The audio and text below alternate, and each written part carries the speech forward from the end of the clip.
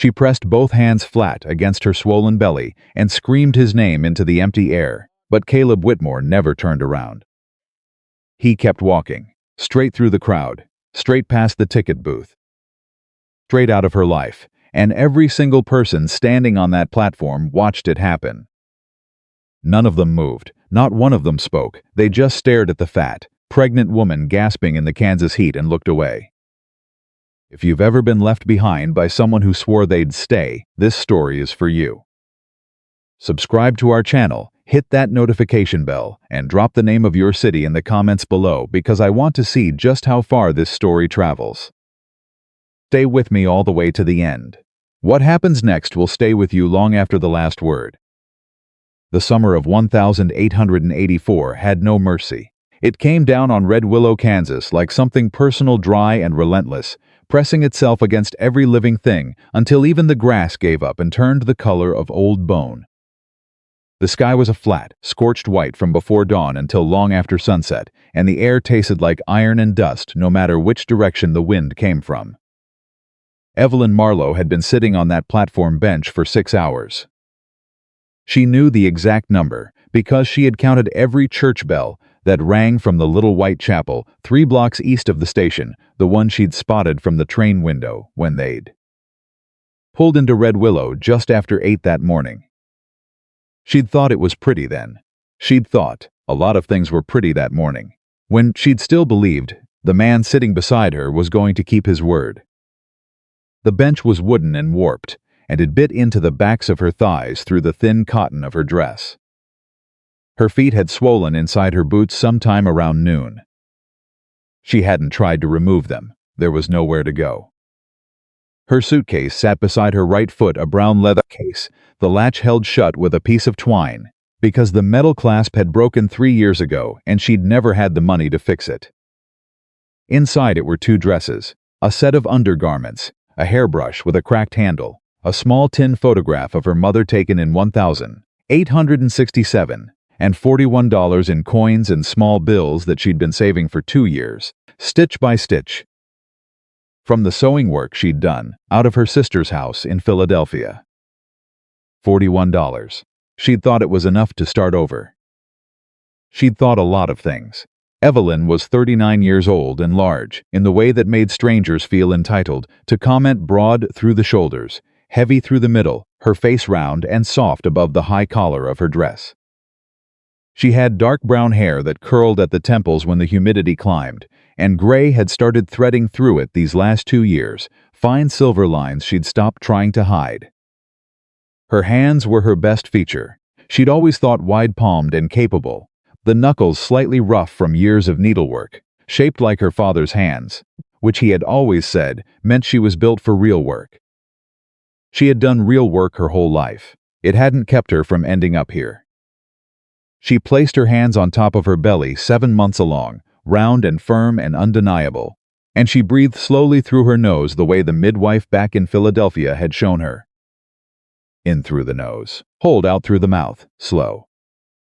Steady, don't let the fear swallow you whole. It was almost swallowing her whole. The platform had been busy earlier, families loading onto the eastbound train. A group of young men heading west with the eager, half-scared energy of people who still believed distance solved problems. 2 women in smart traveling clothes who had looked at Evelyn for exactly 2 seconds, too long, before steering themselves deliberately to the far end of the platform. A station master who'd asked her twice if she was waiting for someone, and then stopped asking, which was worse.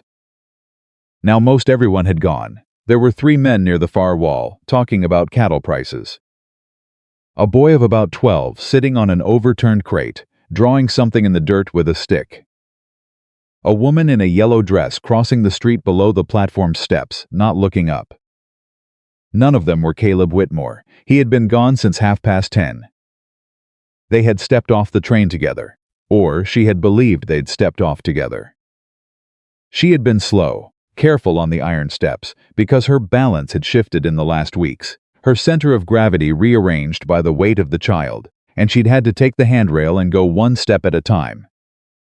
When she reached the platform, she'd looked up and Caleb was already 20 feet away, moving fast, his back straight and his hat down low. She'd called his name. He'd slowed just slightly. Turned his head but not his body. "I need to speak to someone," he'd said. "Wait here," and she'd waited. At 10:55 she started to understand. By 11:30 she knew he wasn't coming back. She sat with that knowledge the way you sit with news of a death. The first hour is almost calm, almost quiet, because the mind refuses to take the whole weight of it at once. She had thought, he'll come around the corner any moment. She had thought, he must have run into someone he knows, gotten held up. She had thought, there's an explanation. There's always an explanation. There wasn't an explanation. There was just Caleb Whitmore, who had spent 6 weeks in Philadelphia telling her she was the most remarkable woman he'd ever known. Who had sat across her sister's kitchen table and looked at her with his pale blue eyes and said he'd never met anyone with her kind of quiet strength. Who had told her he had a piece of land in the Colorado Territory, 50 acres with water rights and a good-sized house and more space than one man needed, and that he wanted to share it with a woman who had real substance to her, real heart. She'd been cautious. Lord knows she'd been cautious. She was 39 years old, and she had not arrived at 39 without learning a few things about how men talked versus how men behaved. She'd watched 3 of her friends marry men who talked beautifully for 6 months and then became strangers by the 2nd year. She had sworn to herself she would not be careless with what little she had left. But Caleb had been patient. He'd courted her for 2 months. He'd met her sister. He'd been polite and steady, and then one evening in April, sitting on her sister's porch while the fireflies came out over the garden, he'd taken her hand and told her he loved her and asked if she'd come west with him. She hadn't known she was already carrying his child then. When she found out, 4 weeks later, she'd told him expecting the worst. He'd smiled. He'd told her children were exactly what a man needed to make a house a home. He'd told her this was the best news he could have gotten. She'd believed him. She had packed everything she owned into one suitcase with a broken clasp, and she had gotten on a train to Kansas, and she had trusted him. Evelyn pressed her eyes shut and breathed, in through the nose. Hold. Out through the mouth. Behind her eyelids she could see her sister Margaret's face. When she'd said goodbye, the careful, controlled expression of a woman trying not to say what she was actually thinking. Margaret hadn't liked Caleb. She'd said it once, plainly, and Evelyn had said she understood Margaret's concern, and that she was old enough to make her own choices, and Margaret had pressed her lips together and helped her pack anyway, because that was what sisters did. Evelyn thought, I have to call Margaret. I have to find a telegraph office and send a message and tell her what? That Margaret had been right? That the man was gone? That she was sitting on a platform in a town she'd never heard of before yesterday with $41 and a baby coming and no plan in the world. She thought she might be sick. She breathed. She held the sides of her belly with both hands, and she said, very quietly, almost under her breath so no one could hear, "We're all right. I promise, we're going to be all right." She did not know if that was true. She said it anyway, because someone needed to say it, and she was the only one there. The shadows were going long when the supply wagon came around the north side of the station. She heard it before she saw it, the heavy creak of wagon wheels, the blow of a horse, the particular sound of a loaded rig moving at a measured pace. Then it came around the corner of the building and stopped at the hitching post at the near end of the platform, and the man driving it wrapped the reins around the post and stepped down. He was tall, not dramatically tall, but the kind of tall that was simply part of how a man was built, like it had never occurred to him to be any other way. 40, maybe 42, broad in the shoulders and narrow through the face, with the deep tan of a man who worked outdoors in every season, and a jaw that was set slightly, the way jaws got set when thinking was happening behind it. He wore a plain work shirt, dark from the heat, and canvas trousers and boots that had seen serious use. His hat was the color of old straw, and he wore it pulled low enough that she couldn't see the upper half of his face until he walked up the steps onto the platform. He was carrying a list on a folded piece of paper, which he opened and read as he walked toward the station door. He stopped when he was about 12 feet from her bench. He didn't stare. He glanced one quick, taking stock look the way a man does when he's trying to understand a situation without being rude about the looking. She'd been looked at all day. She knew the difference between a look that catalogued her size and her condition and her aloneness and filed her away as someone else's problem, and a look that was actually seeing her. His was the second kind. He folded his list and put it in his shirt pocket.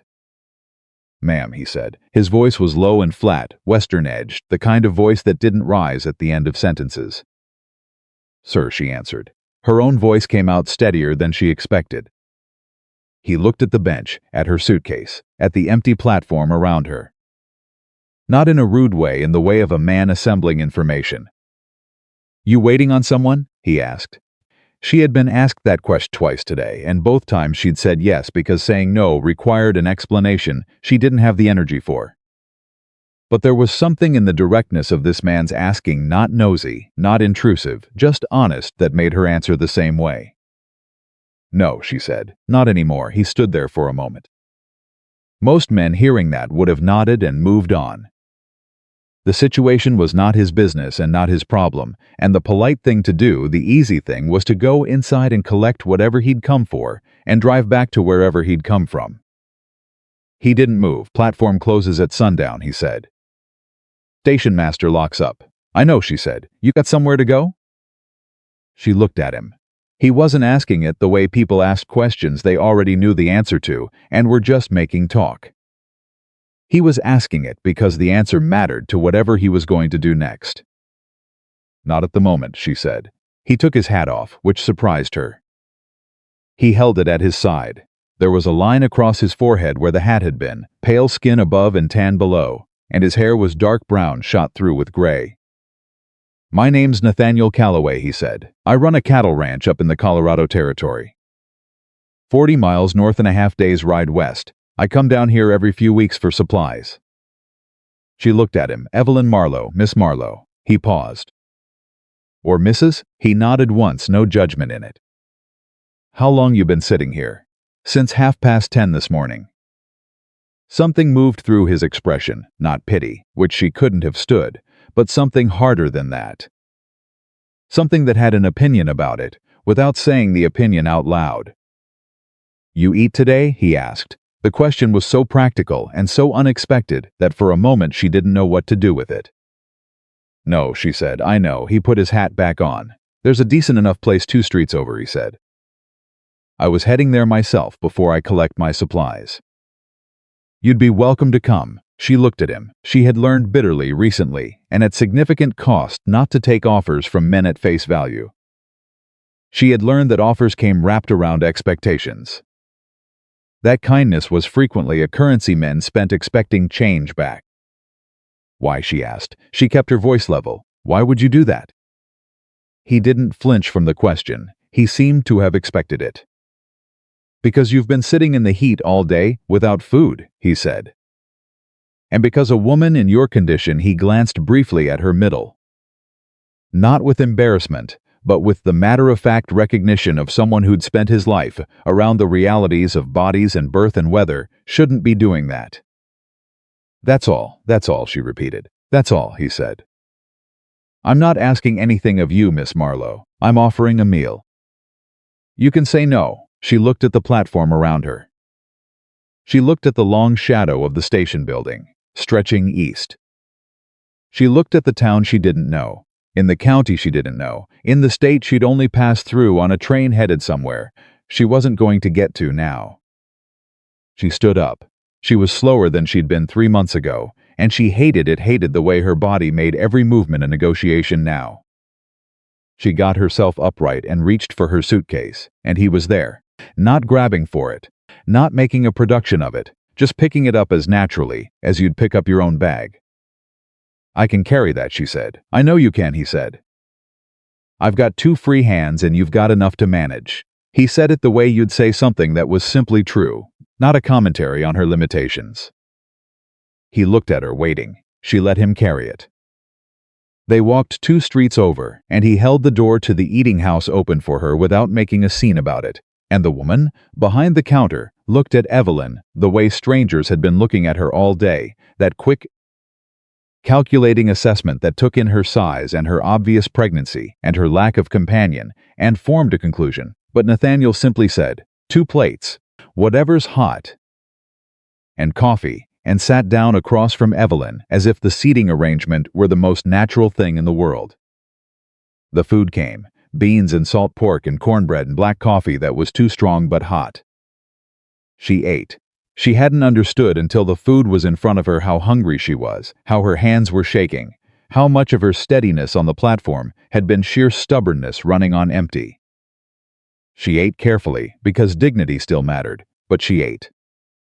He ate too. He didn't make conversation for conversation's sake. He wasn't performing consideration. He wasn't leaning forward and looking at her with arranged sympathy the way people did when they wanted you to know they were being kind. He just ate and drank his coffee and let the meal be a meal. After a while she said, "You didn't ask what happened." "No," he agreed. "Most people would have. I reckon it's not my business unless you want it to be." She was quiet for a moment. "A man brought me here," she said.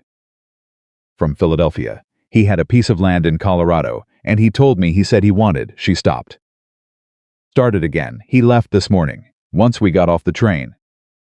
Nathaniel didn't say anything. He set his coffee cup down. "He knew about the baby," she said. "He said it didn't matter. He said he wanted." She pressed her lips together. She was not going to cry at this table. She had cried once today, alone on the bench when no one was close enough to see, and that had been enough. "It seems he changed his mind. He left you on the platform," Nathaniel said. "Yes, this morning." He looked at his coffee. His jaw had done that setting thing again, tight, trolled, the surface stillness of a man keeping something contained. "I'm sorry," he said, and he said it the way people who have actually felt sorry said it, without adornment, without making it about themselves, just placing the words down, like something real.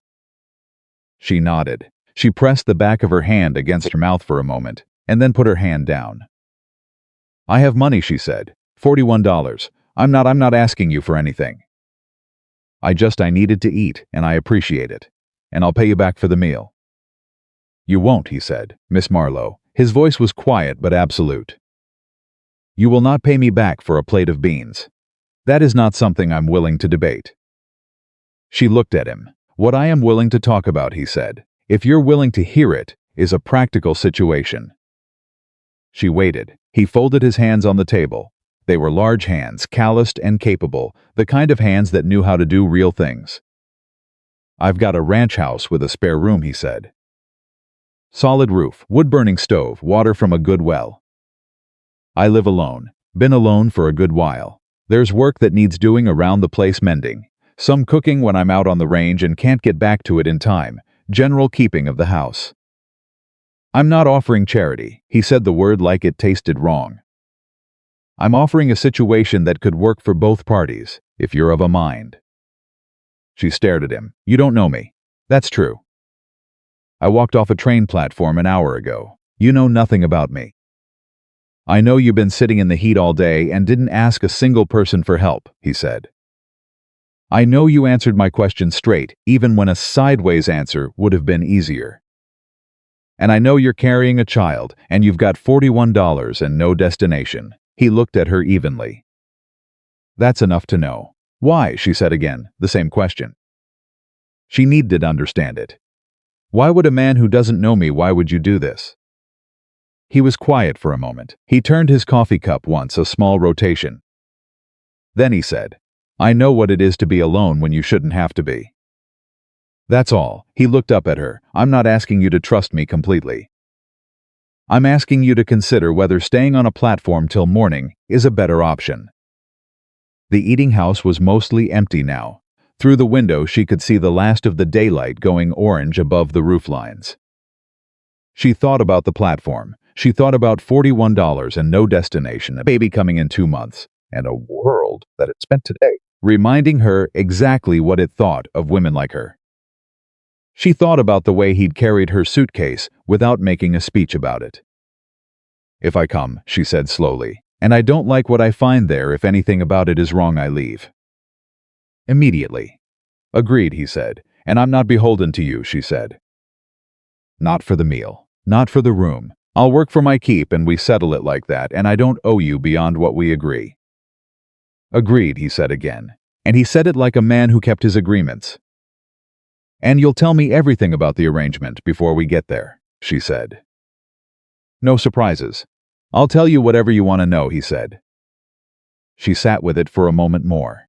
Then she said, "All right, Mr. Calloway." He nodded. He didn't smile like he'd won something. He just nodded, like they'd settled a reasonable piece of business. The wagon ride north took until well after dark. He'd collected his supplies: flour, lamp oil, nails, salt, coffee, a particular kind of bolt he'd had ordered from back east, and loaded the wagon with the systematic efficiency of a man who did this regularly. He'd helped her up to the wagon bench the same way he'd carried her suitcase, matter-of-factly, offering an arm without commentary. She sat beside him in the dark as the wagon rolled out of Red Willow, and the lights of the town fell away behind them, and the Kansas plains opened up on all sides under a sky that was absolutely thick with stars. She had not seen a sky like that since she was a child, visiting her grandmother's farm in Ohio. The cities ate the stars. Out here there was nothing to eat them. She watched them and thought about everything she'd left in Philadelphia. Margaret's kitchen, the smell of her sister's coffee, the particular squeak of the second stair from the top of the landing, the familiar weight of her chair by the window where she did her best needlework in the afternoon light. "You said you've been alone a good while," she said, after a while. 11 years, he said. "What happened?" He kept his eyes on the road. "My wife died," he said. "Fever fast. Our boy was 4 years old." She turned to look at him. "I'm sorry. Thank you."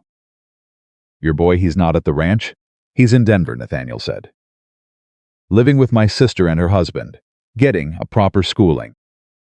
He's 15 now. Comes out summers when he can." He paused. "His name's James." "That's a good name," she said. "It was my father's name." They were quiet again. The horse moved steadily. The wagon wheels found their rhythm over the packed dirt road. "People are going to talk," she said, "about me being there." "A woman alone at your ranch. People talk," he said simply. "It doesn't bother you?" He glanced at her, one quick look. "People talked when Ellen died," he said.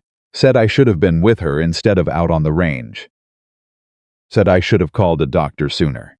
Said all kinds of things." He turned back to the road. "Talking doesn't make things true, and worrying about it doesn't make anything better." She considered that. "You're a practical man," she said. "I try to be." Was that practical today, stopping at the platform? He was quiet for a moment. Then he said, "Maybe not entirely." She almost smiled. She didn't. She was too tired for smiling, but she almost did. They reached the Colorado Territory border as the moon came up, and somewhere in the next hour, she felt herself sway with tiredness and caught herself against the side of the wagon. Without a word, he reached to the back and pulled out a rolled blanket and handed it to her, and she leaned against the footboard and slept.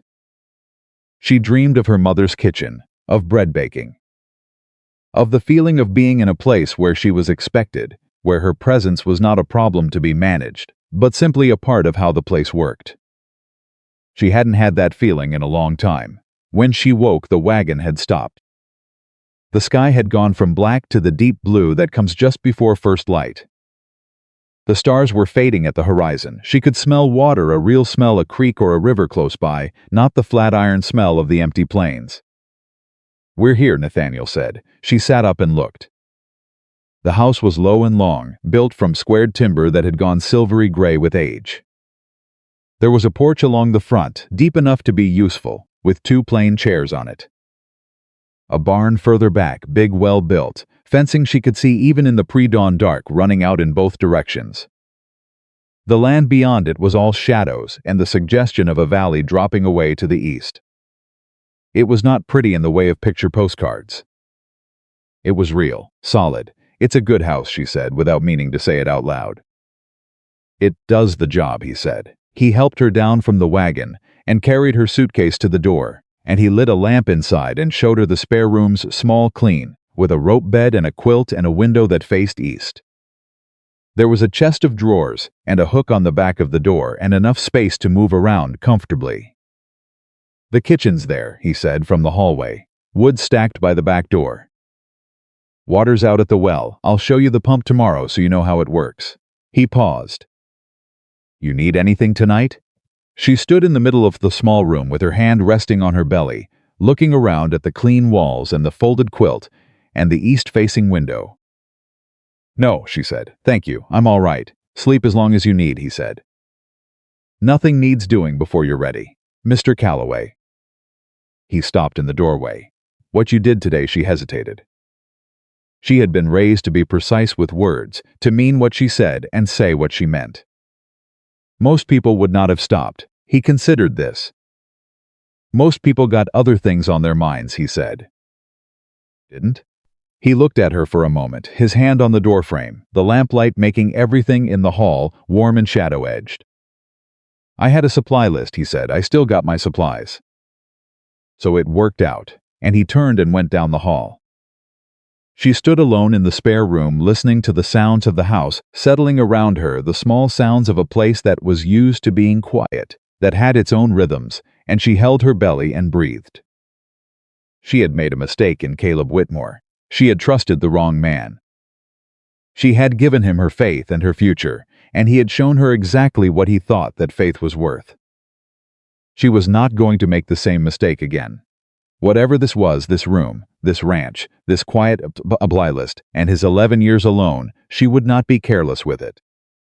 She would earn her place here fairly, and she would guard herself carefully, and she would not confuse kindness for something it might not be. But she would sleep tonight. She would sleep in a bed with a quilt and a window, with a roof that wasn't leaking and walls that weren't the open sky, and tomorrow she would figure out what came next. She sat on the edge of the bed and pulled off her boots. The relief of it made her exhale aloud, a long, slow breath, and she lay down on top of the quilt without undressing, because she was too tired to do anything else. And she pulled one corner of the quilt over herself. The baby moved, a small, insistent press against the inside of her belly, like a hand flat against a door. "I know," she whispered. "I know. We're here. We're all right." She was asleep in 4 minutes. Outside in the barn, Nathaniel Calloway unsaddled the wagon horse and watered it and threw down fresh hay, moving in the dark the way a man moves when he knows a space so well he doesn't need light for it. He worked slowly, methodically, the way he did everything. When he was done, he stood in the opened barn door for a while, looking at the house. One window was lit, the spare room, the lamp she hadn't yet blown out. He could see the shadow of it against the curtain, faint and still. He thought about the platform, about the way she'd sat straight-backed on that bench in the heat, not asking anyone for anything, not performing her distress for the crowd. About the way she'd looked at him when she'd asked why, not suspicious exactly, but honest about the asking, the way someone was honest when they'd been burned before and had learned not to take surface appearances at face value. He thought about Caleb Whitmore, whoever he was, walking off that platform. He pressed his jaw together and turned back into the barn. There were things in this world a man couldn't do much about. There were things he could. He'd done what he could. He blew out the barn lamp and walked back toward the house, and the stars overhead were already beginning to fade at the eastern edge, and somewhere down in the valley a meadowlark called out once into the dark. Early and hopeful, the way meadowlarks always were.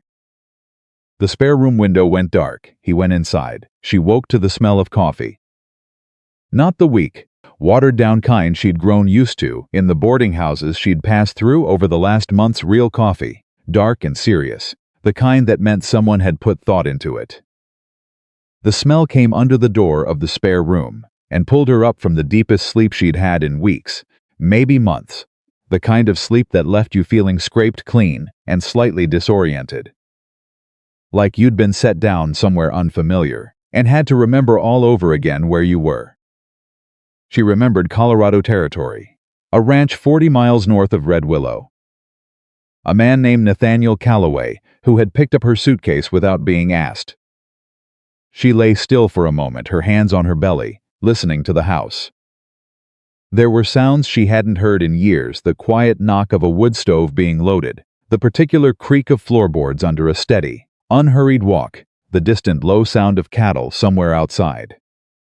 Real sounds, the sounds of a place that was alive and functional and had no interest in impressing anyone. She got herself up. She was slower in the mornings, now her body required negotiation before it would cooperate, and she took the time to smooth her dress as well as she could and pin her hair back properly, because whatever else was uncertain, she was going to present herself like a woman who had not given up on herself. She looked in the small mirror above the chest of drawers. Her face was puffy from the heat of yesterday and the long cry she'd had alone on the platform bench and the deep sleep after, and there were shadows under her eyes, but her eyes themselves were clear.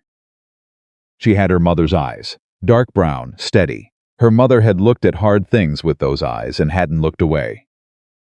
Evelyn intended to do the same. She opened the door and went to find the kitchen. Nathaniel was at the stove.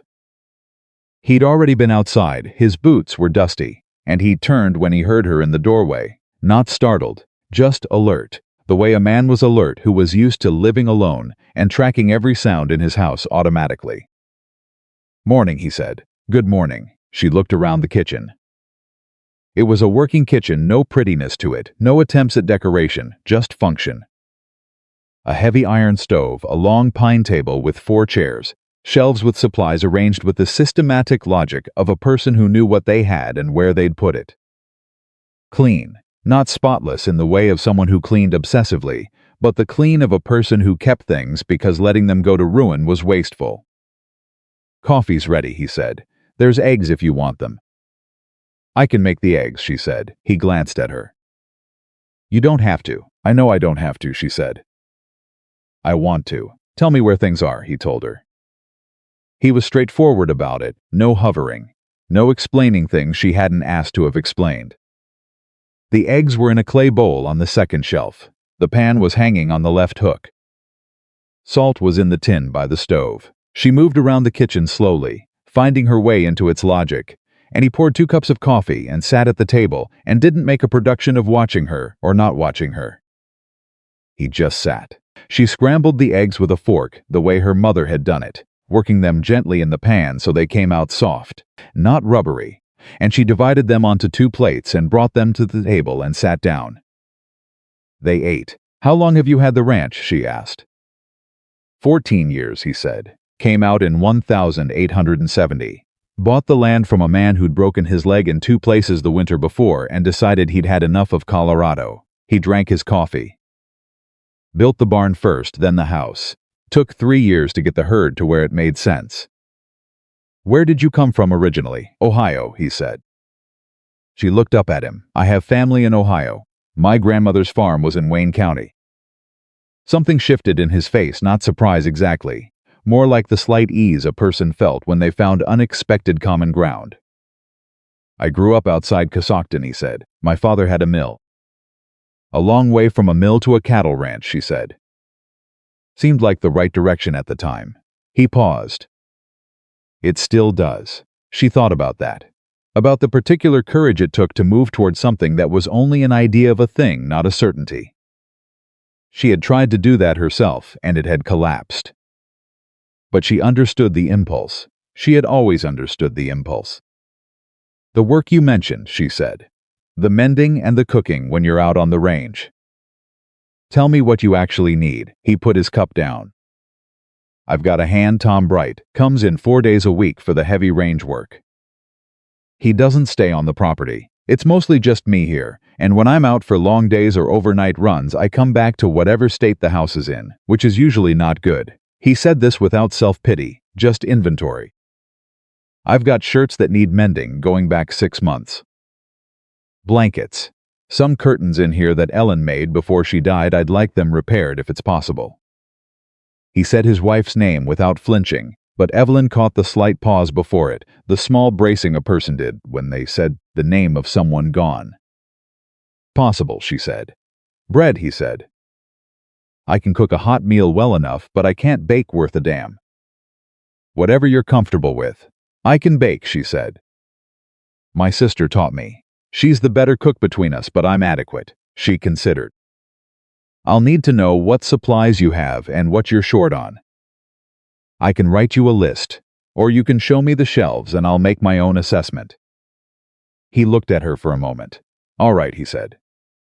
She helped him clear the plates, which he accepted without argument, and he showed her the pantry shelves and the root cellar access and the garden plot out back, which had gone somewhat wild. He'd planted it in the spring, and then gotten too busy with a difficult calving season to keep it properly. She walked through it slowly, noting what had survived the neglect and what hadn't. Tomato plants, tough and straggly but still producing. Onions, some squash that had done its own thing out along the fence. Herbs that had gone to seed but still held their smell. "You've got more here than you think," she said. "You're welcome to whatever you can use from it."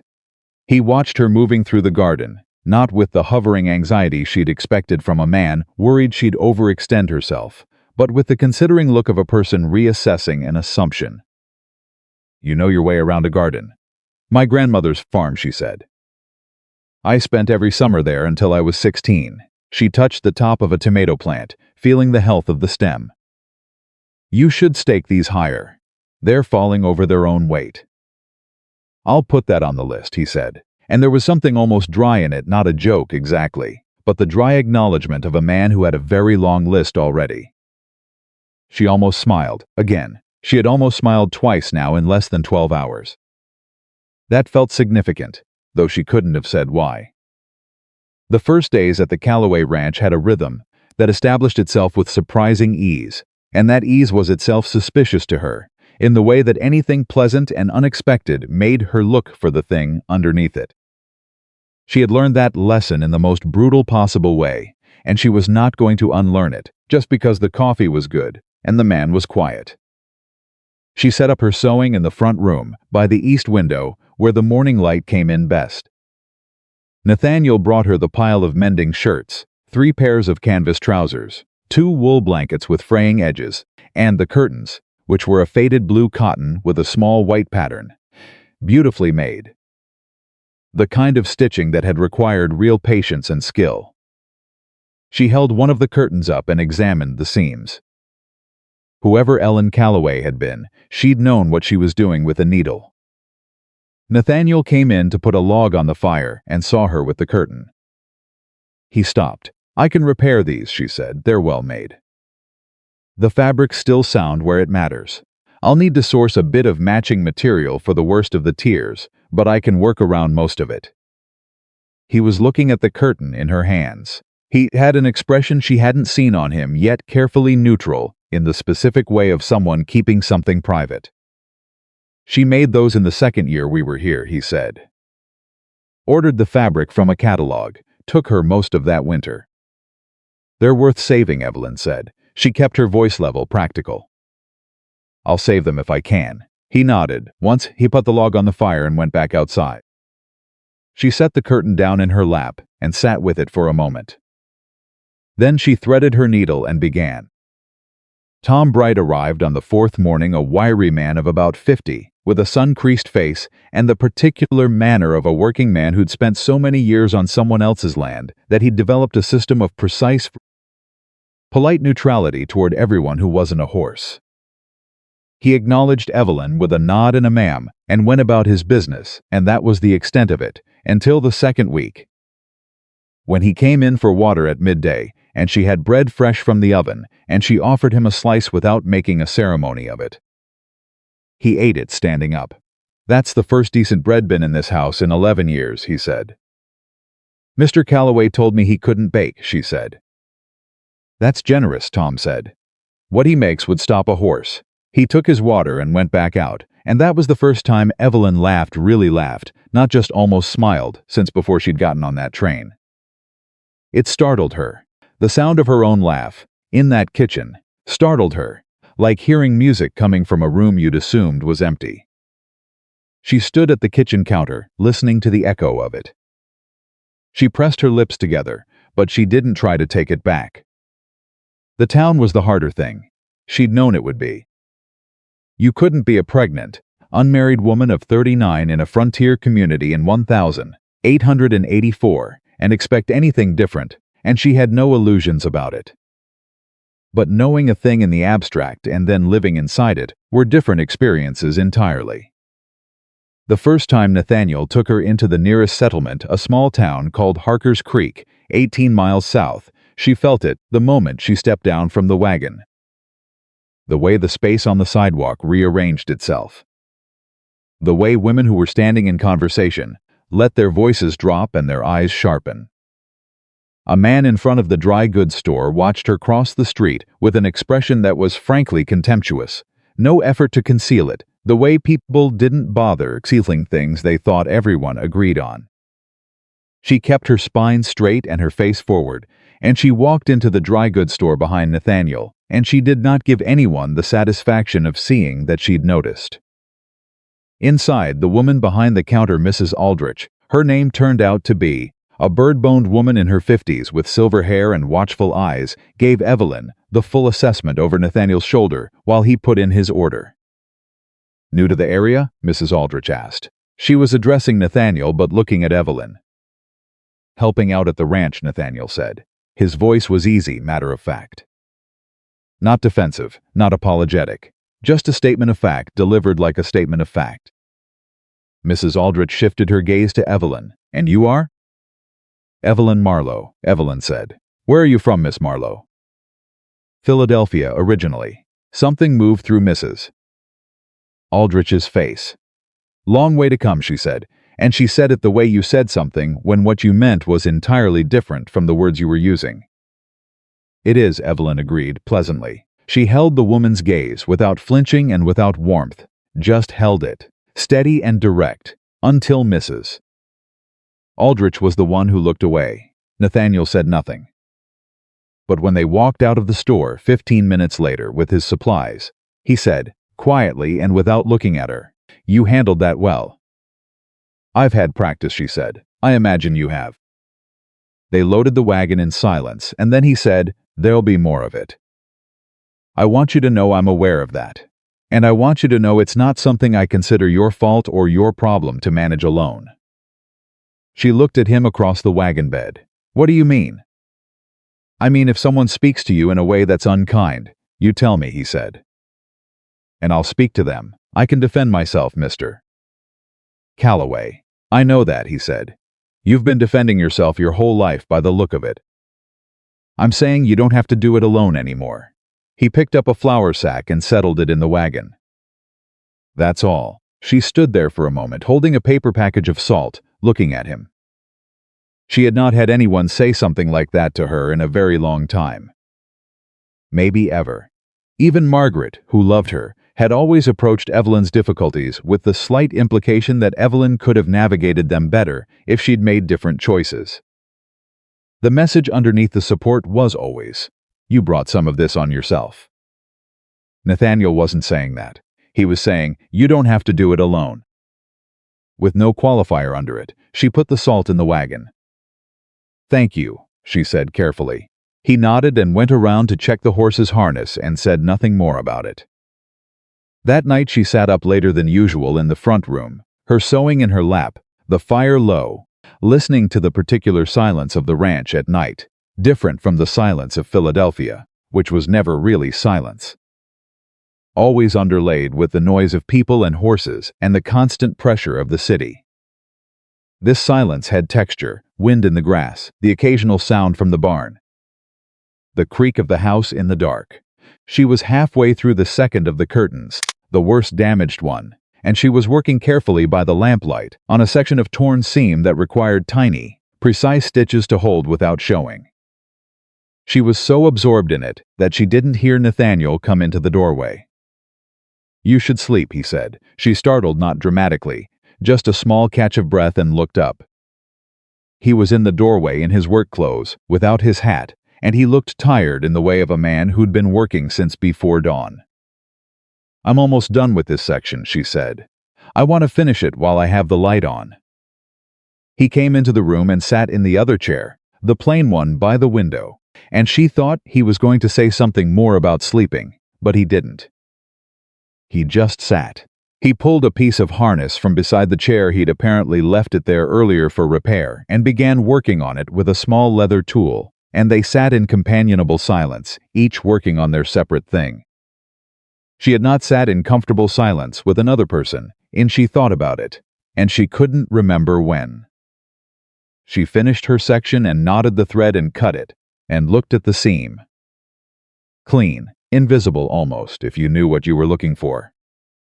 "Your wife was a good seamstress," she said. He didn't look up from the harness. "She was good at most things she put her mind to," he said. "You miss her. It wasn't a question. She hadn't meant it as one." He was quiet for a moment. "Every day," he said, "differently than I used to. It doesn't knock the breath out of me anymore, but it's there." She looked at the curtain in her hands. "I'm sorry," she said. "About what I said I didn't mean to." "You didn't say anything wrong," he said. "I like talking about her. People don't, mostly. They get careful around it, like it'll make things worse." He looked up from the harness then, and looked at her directly. "Does that ever happen to you? People getting careful around things that are just true?" She held his gaze. "Constantly," she said. He nodded like she'd confirmed something he'd already suspected. "People mean well," he said. Mostly, she agreed. They went back to their work. But something had shifted, slightly, in the quality of the air between them. Not anything she could have named to someone else, not anything she would have even tried to name to herself yet. Just a shift. The difference between two people existing in the same space, and two people actually being somewhere together. She noticed it, and she filed it away carefully, and she did not examine it further that night. The next morning brought trouble. It started small, the way trouble often started, with a sound that was slightly wrong. She was at the kitchen stove when she heard it, a rider coming in fast from the east road, faster than anyone came to a working ranch unless something was wrong. She went to the window. It was Tom Bright, and he was riding like something was chasing him. She went to the back door. "Mr. Calloway," she called, and he was already coming out of the barn at a run because he'd heard it too. Tom pulled the horse up short in the yard. He was breathing hard. "Got a problem down at the south fence," he said. "Two men from the Harker place been cutting wire along the east property line. Third fence section in a week." Nathaniel's face went still and flat in the way she'd come to recognize the particular stillness of a man who was angry in a controlled way, the stillness that was harder to face than shouting. "How much?" 40 feet cut clean through and folded back. Cattle from their herd were already through the gap when I found it. "How many head?" 8, 9, mixed in with yours along the creek bottom." Nathaniel turned and went back into the barn without another word. She heard him saddling up the quick, efficient sounds of a man who'd done it 1,000 times and could do it in the dark. Tom walked his horse around to the water trough. Evelyn brought Tom a cup of coffee from the stove because he looked like he needed it, and he took it with a nod. "Does this happen often?" she asked. Tom drank the coffee and looked at her with the measuring expression she was starting to recognize as his version of openness. "Dalton Harker's been pushing on Nate's fences for 2 years, he said. Wants the creek water rights. Can't get them legal, so he chips away at the line." "Mr. Calloway hasn't done anything about it?" "He's handled it," Tom said. "Legal, proper, filed every complaint, but the county seat's 60 miles off, and the marshal's a man 6 based on who he likes better, and Harker's got more money." He drank the last of the coffee and handed the cup back. "Nate don't lose his temper easy. But I've known him 14 years, and this," he looked toward the barn, "this is wearing on him." Nathaniel came out of the barn on the gray horse, moving fast. He looked at Evelyn once, briefly. "I'll be back by midday," he said. "Lock the front gate if you go out." "Is it dangerous?" she asked. He held her gaze for 1 second. "Not for you," he said. And he rode. She stood in the yard after he was gone, listening to the fading hoofbeats. And she thought about a man who'd been alone for 11 years, fighting a 2-year boundary war by himself. Handling it legal and proper while the other side kept cutting his wire, and coming home to an empty house every night to deal with whatever the day had left on him. She went inside. She had bread dough rising since before dawn. She shaped it and put it in the oven and started on dinner. And then she went to the front room and picked up Nathaniel's shirts from the mending pile, the 3 that needed the most work. the collars fraying and one with a long split seam along the side, and she set to work on those. She worked steadily, and she did not let herself think too much about Caleb Whitmore. But she did think about him, the way you thought about a wound, not continuously, but in sudden sharp pulses that were almost physical in their force. She thought about how he'd looked at her, in her sister's garden. She thought about how she'd believed him. She thought about the look on his face on the platform, not guilt. She remembered now with the clarity of distance, not shame. Just the flat, faintly irritated look of a man removing a complication. That was what she had been to him, a complication. She pushed the needle through the collar seam and pulled it through and thought, I am not a complication. I am a person. I have always been a person and no one who needed to be told that was worth trusting with my life. She pulled the thread through again, tight, even. Whatever she was building here, whatever this was, she was going to build it on something real. On work honestly done and fair terms kept and no pretending. That was what she knew how to do. That was what she had. Nathaniel came back at noon as he'd said. He came through the door, and she could read the set of his jaw before he even took his hat off. It had gone slightly further forward, pressed tight, the expression of a man who'd held himself together in a situation that hadn't resolved. The cattle are back on the right side, he said. For now. And the men from the Harker place? He hung his hat.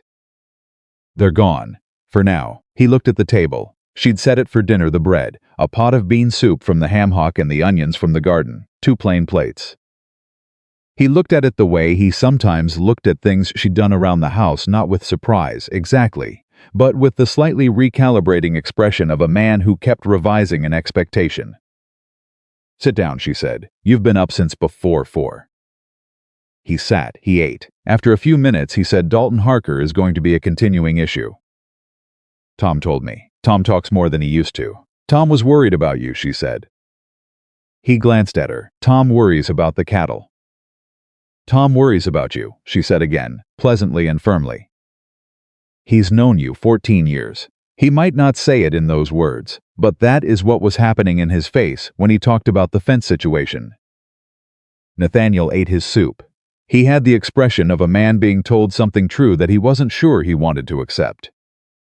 The Harker situation can be handled, he said. I'm going to write to the county surveyor again and have the property line formally remarked.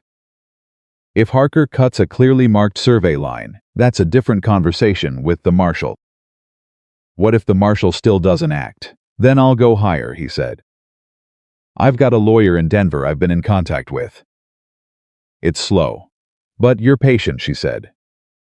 With legal situations, he said, not always with other things. She looked at him. He was eating his soup with his eyes on the bowl, not offering more explanation. She didn't press for it. The curtains are done, she said. The second one. I want you to look at them when you're done eating and tell me if they'll do. He looked up. You finished them? Last section this morning, she said. I had time while the bread was rising. He pushed back from the table when he'd finished his soup, and she followed him to the front room, and he stood looking at the curtains, hanging in the window she'd put them up this morning, wanting to see how they hung. Whether the repairs distorted the fall of the fabric. They didn't. The repairs were clean, nearly invisible in the faded blue. The pattern matched as well as she'd been able to manage. He stood there looking at them for a long time. They look like they always did, he said. His voice was quiet. That was the point, she said. He didn't say anything more. He reached out and touched the hem of the one she'd worked hardest. Touch. Just the backs of his fingers against the fabric. The way you touched something you were trying to verify was real. She looked away. Something about the moment felt private. Something between him and the curtain and whatever he was remembering, and she didn't need to be part of it. Thank you, he said finally. It's work, she said. We agreed on work. It's more than that, he said. And you know it. She didn't argue. She went back to the kitchen.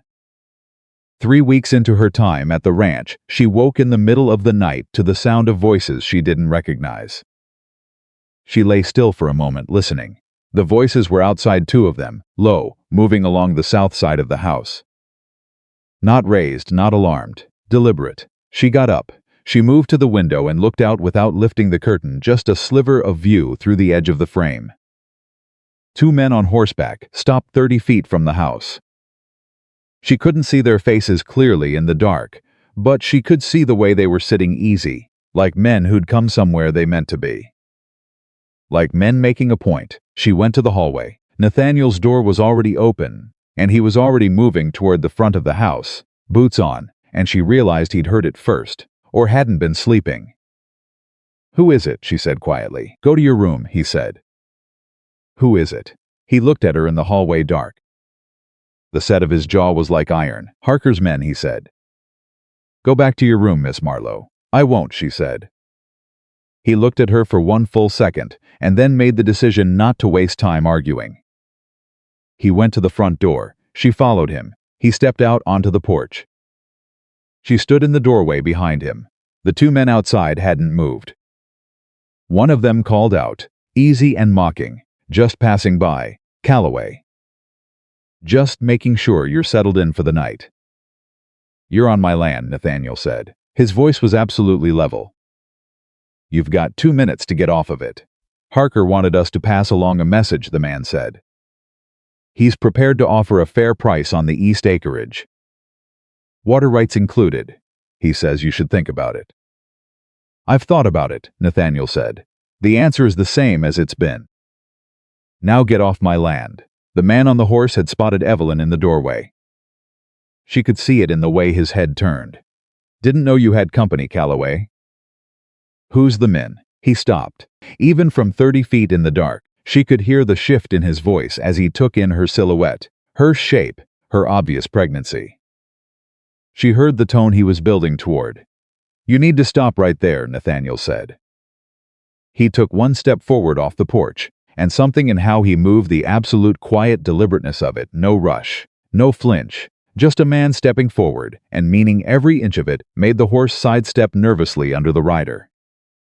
"Whatever you were about to say, you need to stop before you say it." Silence. The two men looked at each other. 2 minutes, Nathaniel said. Started about a minute ago. They left.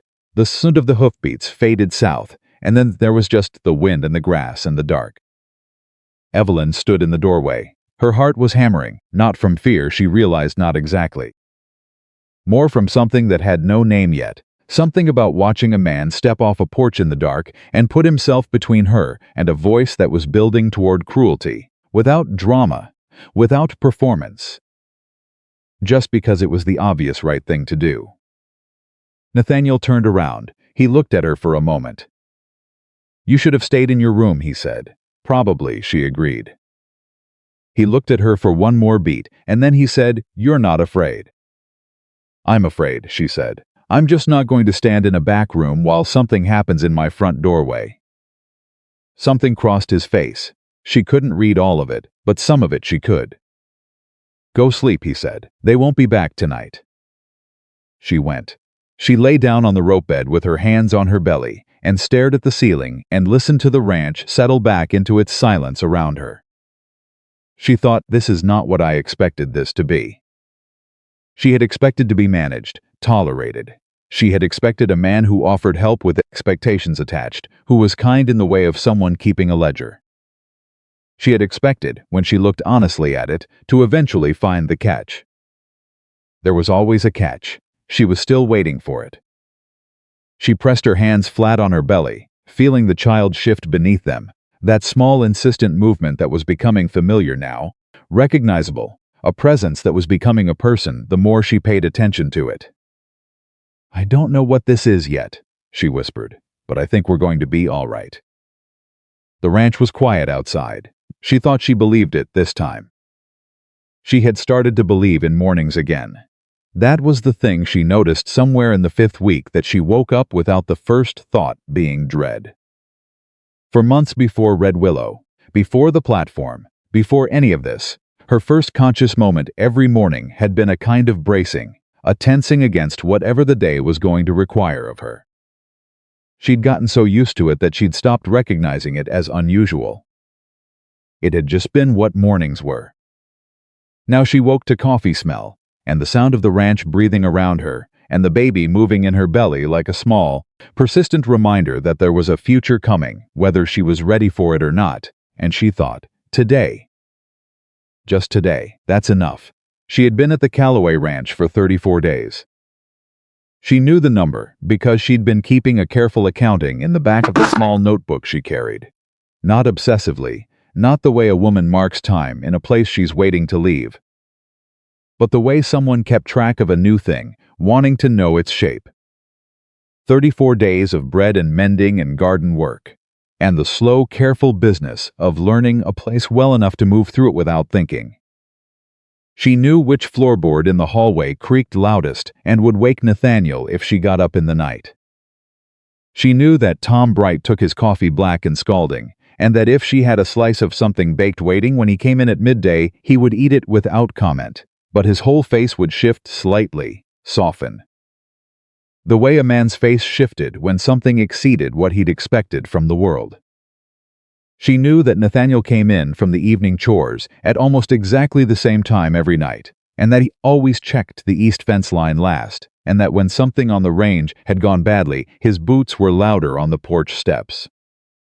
Not dramatically louder, just a half-degree more weight in each step, the sound of a man carrying something extra. She knew these things the way she'd always known things, by paying attention. By being present. It was what she'd always done, and no one had ever seemed to notice, and she had long since stopped expecting them to. Nathaniel noticed. That was the thing she hadn't expected. Not in a performed way, not in the way a man noticed things when he was trying to demonstrate that he noticed things. Just in the matter-of-fact, almost incidental way of someone who was also paying attention, who registered what was happening around him, with the same quiet precision he applied to weather and fence lines, and the condition of his cattle. He'd come in 3 nights ago and found her at the kitchen table with her notebook and her small tin of coins, working out a careful accounting of what she owed him for the room and the food and the supplies she'd used in her sewing work, cross-referenced against what her labor had produced: the mending, the bread, the garden, the ongoing cooking. She'd been trying to figure if the exchange was fair. She was constitutionally incapable of being in a situation she didn't understand the terms of.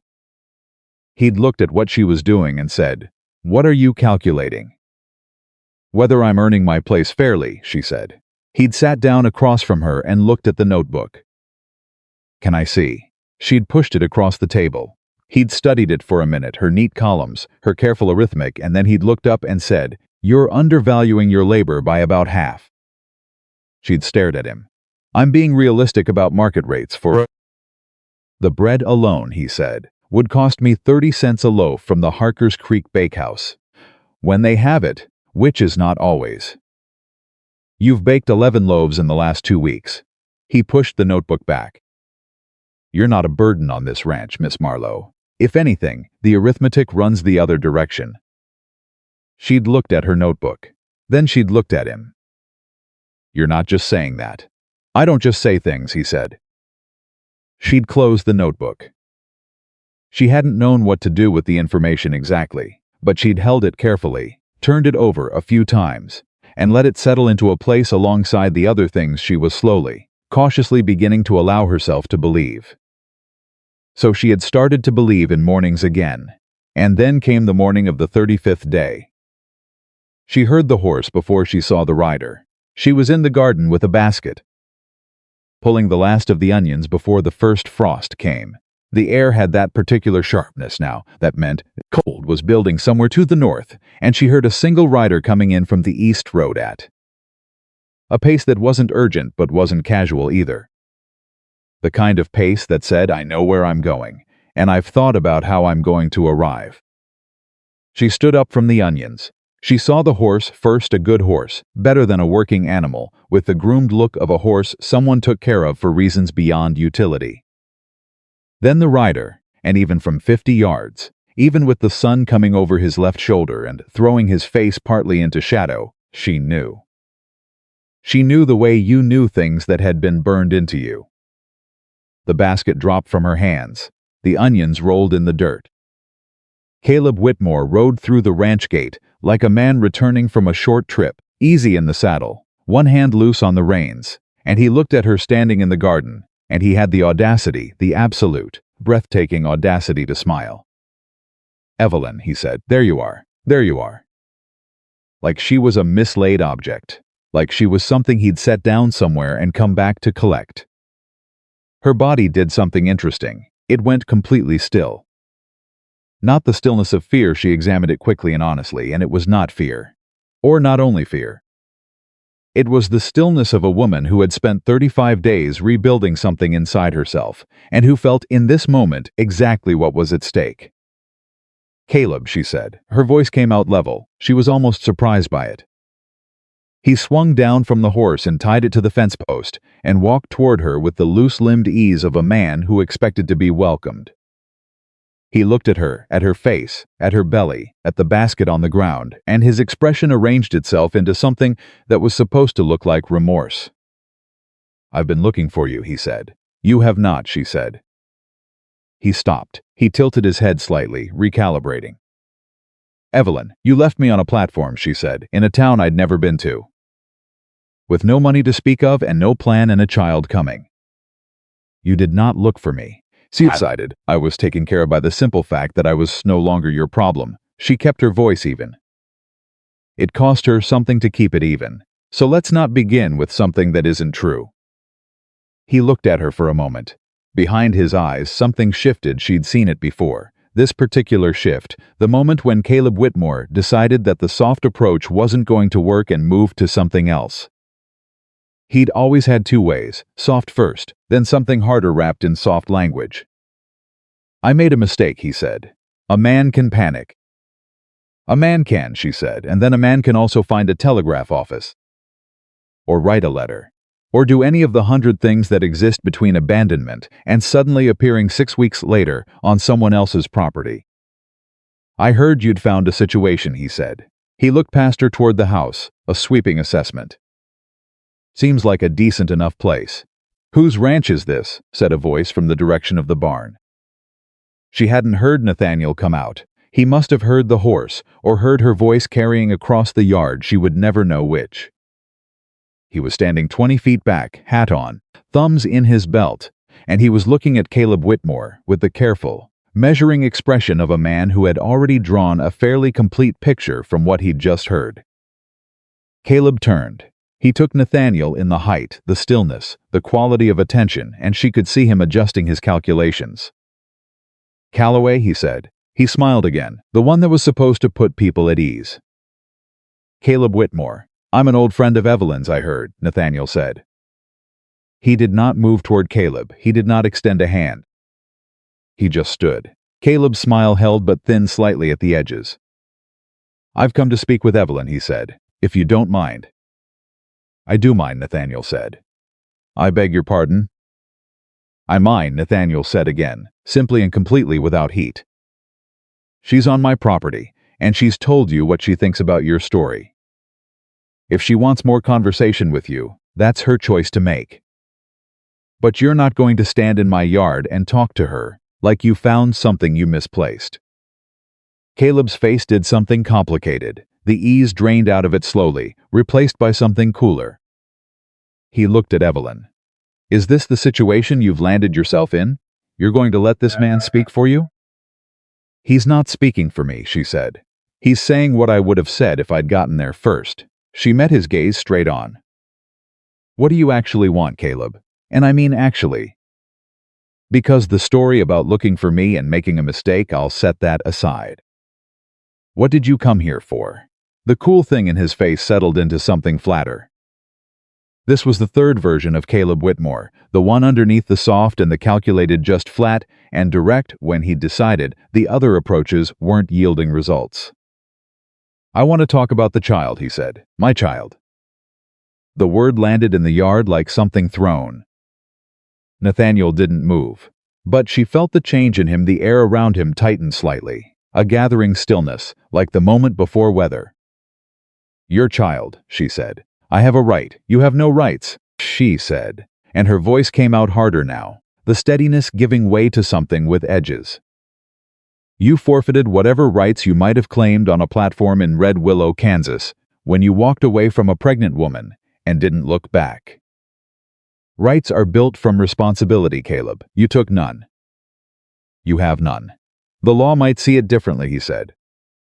The law, Nathaniel said quietly, would start by wanting to know why a man abandoned a woman in her condition with no means of support and no destination.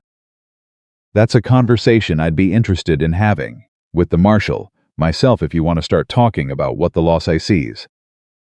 Caleb looked at him. The calculation was open in his face. Now he wasn't bothering to hide it anymore. You've got a nice setup here, Calloway, he said. Good land. I can see why you'd want to complicate it with extra arrangements. The implication was so deliberate and so ugly that for a moment the yard was just silence. Nathaniel took one step forward, just one. He didn't raise his voice. He didn't reach for anything. He just took one step, slow and absolute, and looked at Caleb Whitmore with the full, unguarded weight of what he thought about that implication. You're going to take that back, he said. Right now. Caleb held his ground for exactly 3 seconds. Then something in him recognized something in Nathaniel, the specific quality of a man who meant precisely what he said and had no interest in escalating past what was necessary, and he shifted his weight. I know what you meant, Nathaniel said. And you're going to take it back, and then you're going to get on your horse and ride off my property. Silence. I'll come back, Caleb said. He was looking at Evelyn now, not Nathaniel, and the look had changed again. It had gone back to something softer, but it was a softness with intention behind it, a softness that was a strategy. When you've had time to think, Evelyn, I'll come back and we can talk properly. There is nothing proper to talk about, she said. He untied his horse. He mounted with the practiced ease of a man who wanted to make every exit look like a choice. At the gate, he turned in the saddle and looked back. You deserve better than this, he said. He made a gesture that took in the ranch, the yard, Nathaniel standing in the middle of it. You deserve a real future. I'm building one, she said. He rode. She stood in the garden and watched him go until the sound of the hoofbeats faded entirely, and then she stood there a moment more just to be sure, just to let her body catch up to what had happened. Her hands were shaking. Not badly, a fine tremor, the kind the body produced when it had held something very tightly for several minutes and then released. She pressed them flat against her belly and breathed. Nathaniel was beside her. Not touching her, not crowding her, just there present, close enough that she knew he was there, far enough that she had her own air. You all right, he said. Yes, she said, then no. Not completely. She looked at him. I will be, he nodded. He bent down and picked up the basket from the ground and began gathering the onions that had rolled in the dirt, picking each one up and checking it before putting it back in the basket, the same thorough care he brought to everything. She watched him do it. He might come back, she said. He might, Nathaniel said. What do you want to do if he does?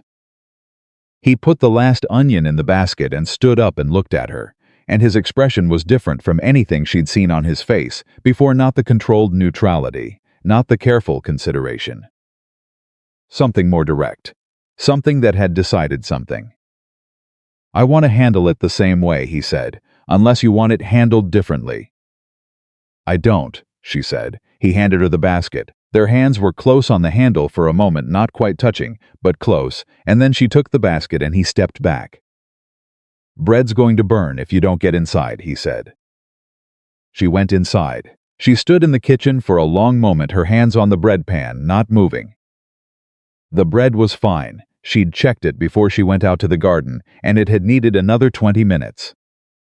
She just needed a moment to stand still in a room and let the last hour settle into its proper place in her understanding of things. Caleb Whitmore had come back, and she had stood in the dirt of someone else's garden with onions at her feet, and she had looked at the man who had broken her life apart, and she had not crumbled. She had not begged. She had not rearranged herself to fit what he wanted. She had told him the truth in plain language and let it land where it landed. That was new. She pressed her hands against the edge of the counter and made herself feel the solidness of it, the real, present, physical reality of this kitchen, this stove, this bread. This 35 days of something she had built one day at a time from nothing. He didn't get to walk in here and take that. That thought was so clear and so certain that it was almost like hearing it said aloud. He didn't get to walk in here and take that. She checked the bread. It needed 15 more minutes. She put it back and went to the front room and sat down with her sewing, and she sewed with great precision and great concentration for exactly the time it took the bread to finish.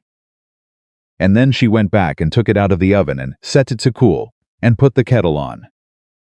Tom came in at midday, and she gave him his coffee and his slice of bread, and he ate it at the table, and gave her his usual measuring look, and then said, "Saw a rider coming out of the East Road this morning." "An old acquaintance," she said. Tom was quiet for a moment. He drank his coffee. "Nate said the same thing," he said. Almost the exact same words. She met his eyes. "Some acquaintances," Tom said, finishing his coffee and standing, "don't need to be accommodated. Some of them need to be shown the property line and left on the other side of it." He took his hat from the hook by the door. "Just a working man's opinion," he left. She sat with her own coffee for a moment after the door closed. She hadn't expected Tom Bright to have opinions about her circumstances.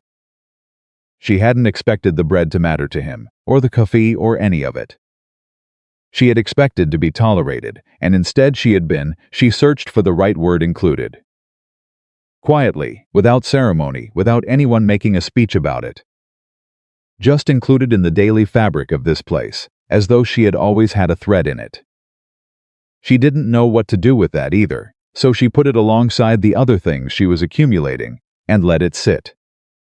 The afternoon went quiet, the way afternoons did on the ranch when the morning's work was done, and the evenings hadn't started yet. She finished 2 of the shirts in the mending pile, and started on the 3rd, working through the collar repair, with the small, neat stitches she'd learned from her grandmother, always smaller than you think you need to go. Her grandmother had said, because small stitches hold longer and show less. She heard the wagon before she heard the voice.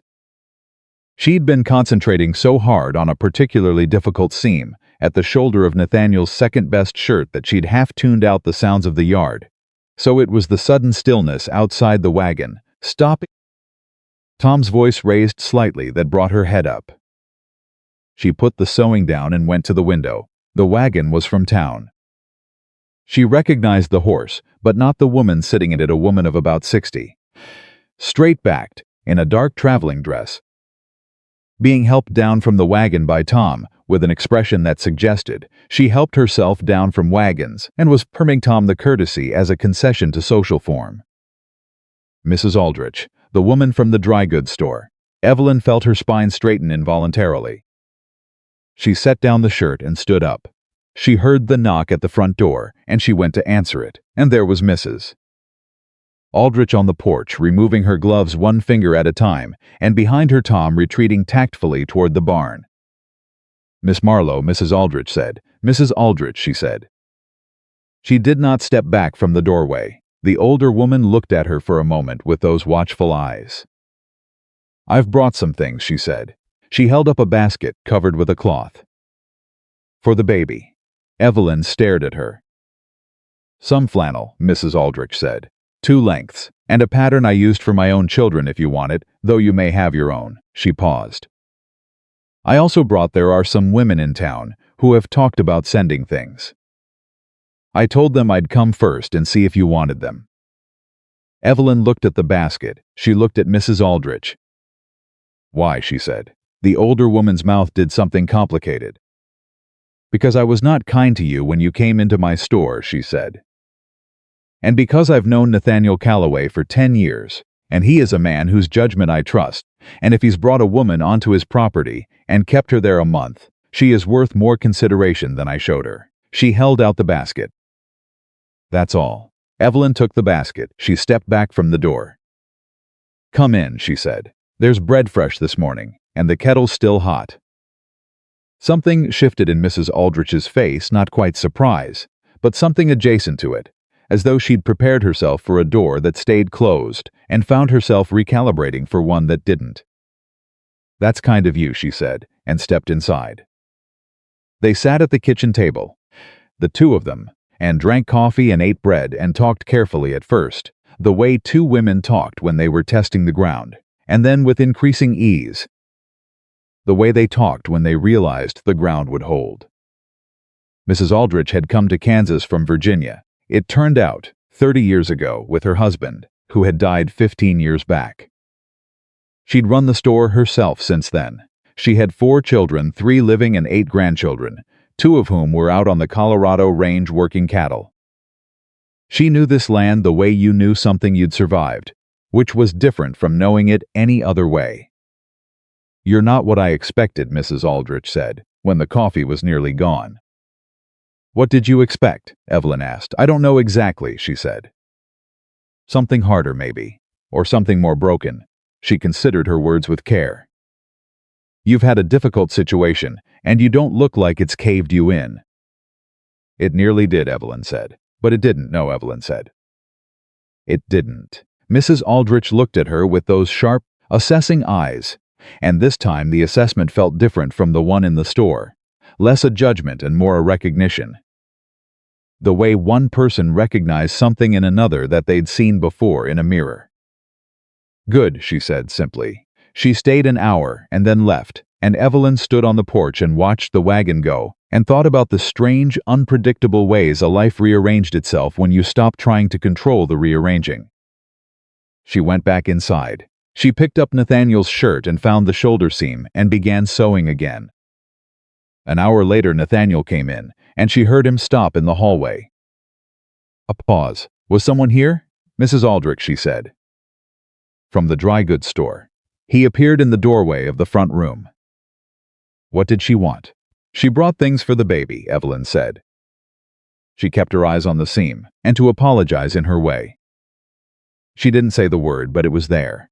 Nathaniel leaned against the door frame. "She's a harder woman than she looks," he said. "But she's fair, underneath it." "I've known her to come around." "She said she'd trust your judgment," Evelyn said. "Did she?" "She said if you'd kept someone on your property a month, that person was worth consideration." He was quiet for a moment. "She's not wrong," he said.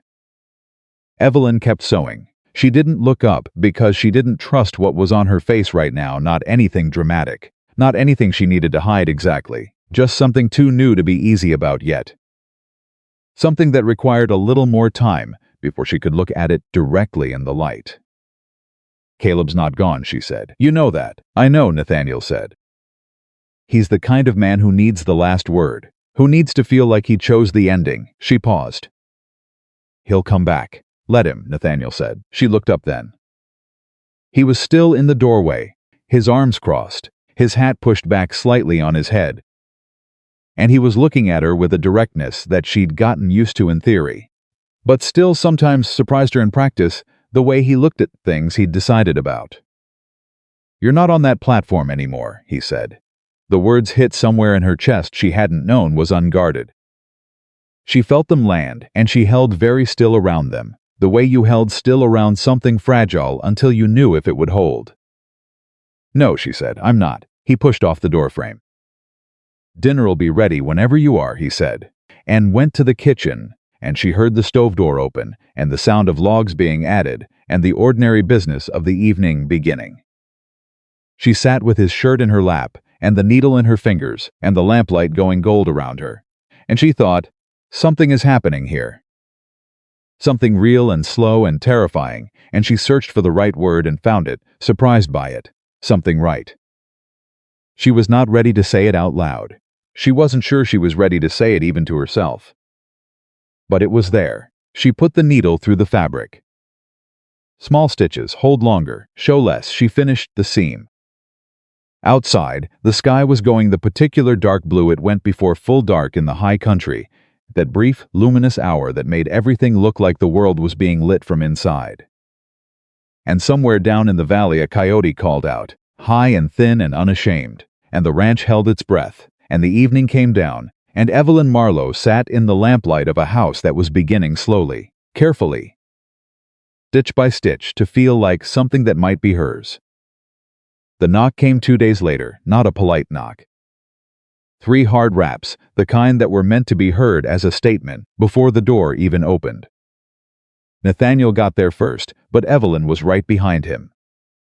She looked over his shoulder and saw Caleb on the porch, but this time he hadn't come alone. There was a man beside him, a stranger, well-dressed, carrying a leather satchel. The kind of man who got paid by the word and the page. "I've brought someone I'd like you to meet," Caleb said. His voice had the particular smoothness of a man who had spent the last 2 days preparing what he was going to say, and was pleased with how it sounded. "This is Harold Fitch. He's a lawyer from Dodge City." Evelyn felt the ground shift slightly under her feet. Nathaniel said nothing. He held the door but did not open it wider. "I'd like to discuss the matter of my child," Caleb said. "Legally, properly." He looked past Nathaniel to Evelyn, and his eyes had that flat, prepared quality, the look of a man who has stopped improvising and started executing a plan. "I have rights, Evelyn. Mr. Fitch is going to explain them." The lawyer opened his satchel, and the evening, which had been so ordinary and so good, turned into something else entirely. Nathaniel did not open the door wider.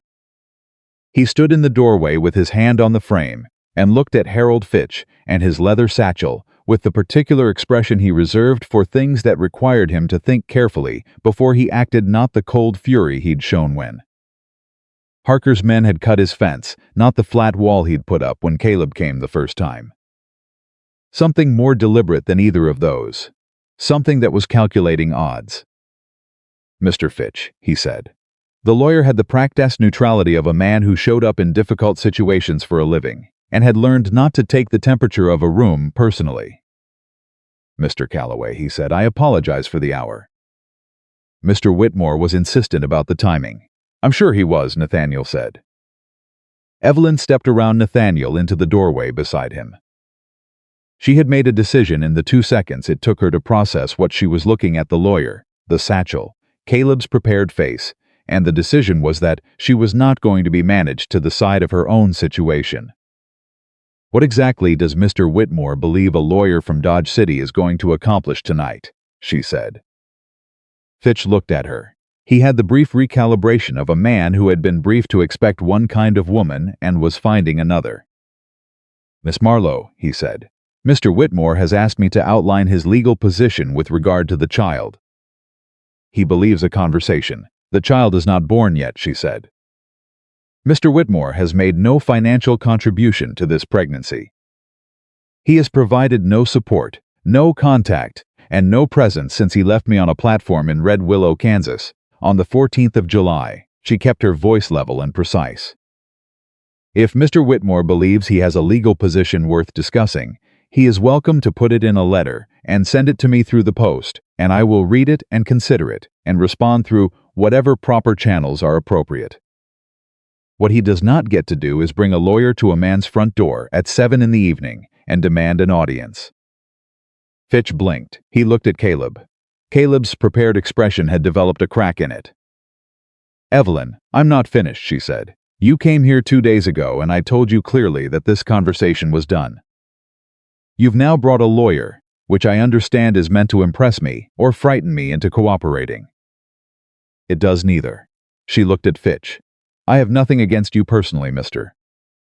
Fitch. You're doing a job. But there is nothing to discuss tonight, and I would ask you both to leave this property." Silence on the porch. Nathaniel had not said a word. He had stood beside her and let her speak, and had not moved a muscle to interrupt or redirect or soften anything she'd said, and the quality of his presence beside her was the most useful thing anyone had done for her in years, not his words. Not his intervention, just him standing there like a man who had decided where he stood and had no intention of moving. Fitch put his hand on his satchel strap and looked at Caleb. Caleb's crack was widening. "You can't just," he started. "She just did," Nathaniel said. 3 words, quiet as anything. But they had the quality of a door closing with perfect finality, and everyone on that porch heard it the same way. Caleb looked at Nathaniel, then he looked at Evelyn. And the look he gave her the last one, before the mask came down completely, and what was underneath showed through, was not soft, and it was not calculated. It was just cold, and she recognized it for what it was, the look of a man who had believed that her situation made her manageable, who had expected to walk onto this property and find a frightened woman grateful for the attention, and who was confronting the fact that he had miscalculated badly. "We'll be in Harker's Creek until Friday," he said. His voice had gone flat. "If you change your mind." "I won't," she said. They left. She stood in the doorway until the sound of them was entirely gone, the hoofbeats, the squeak of Fitch's rented wagon, and then she stepped back inside, and Nathaniel closed the door, and they stood in the hallway in the quiet. Her hands were shaking again, same as before, the fine tremor of something held tightly and then let go. "You should sit down," Nathaniel said. "I'm all right." "You're shaking." She looked at her hands. "Yes," she said. "But I'm all right. Those are different things." He looked at her for a moment. "Come to the kitchen," he said. Not an order, an offer, with the quiet certainty of someone who knew that what was needed was hot coffee and a solid chair. She came to the kitchen. He put the kettle on. She sat at the table and pressed both hands flat on the pine surface and breathed. In through the nose, hold, out through the mouth. The baby moved along. Slow roll, not the sharp jab of distress, just the steady movement of a child settling. And she pressed one hand to the spot and felt it and thought, "We are all right. We are still all right. He's going to try something else," she said. "Caleb, he won't stop at a lawyer." Nathaniel set 2 cups on the table. "No," he agreed. "He's the kind of man who needs to win," she said. "Not because he actually wants the thing he's fighting for. He doesn't want this baby. He doesn't want me. What he wants is to not have lost." She looked up. Men like that are dangerous exactly because their goal keeps changing. When one approach doesn't work, they don't give up, they just find a different angle. Nathaniel sat down across from her. "I know men like that," he said. "What do you do with them?" He was quiet for a moment. "You make sure everything they might use against you is handled correctly," he said. "Legally, on paper." He looked at her with that direct, considering look. "I wrote to my lawyer in Denver last week, after Caleb's first visit." She stared at him. "You did?" "I told him the situation and asked him what legal exposure you might have and what protections were available." He said it the way he said everything, without drama, as though writing to lawyers was just a thing that needed doing. "He sent back a reply yesterday. I was going to talk to you about it when the timing was right." "The timing is right now," she said. He went to his desk in the corner of the main room and came back with a letter which he set on the table between them.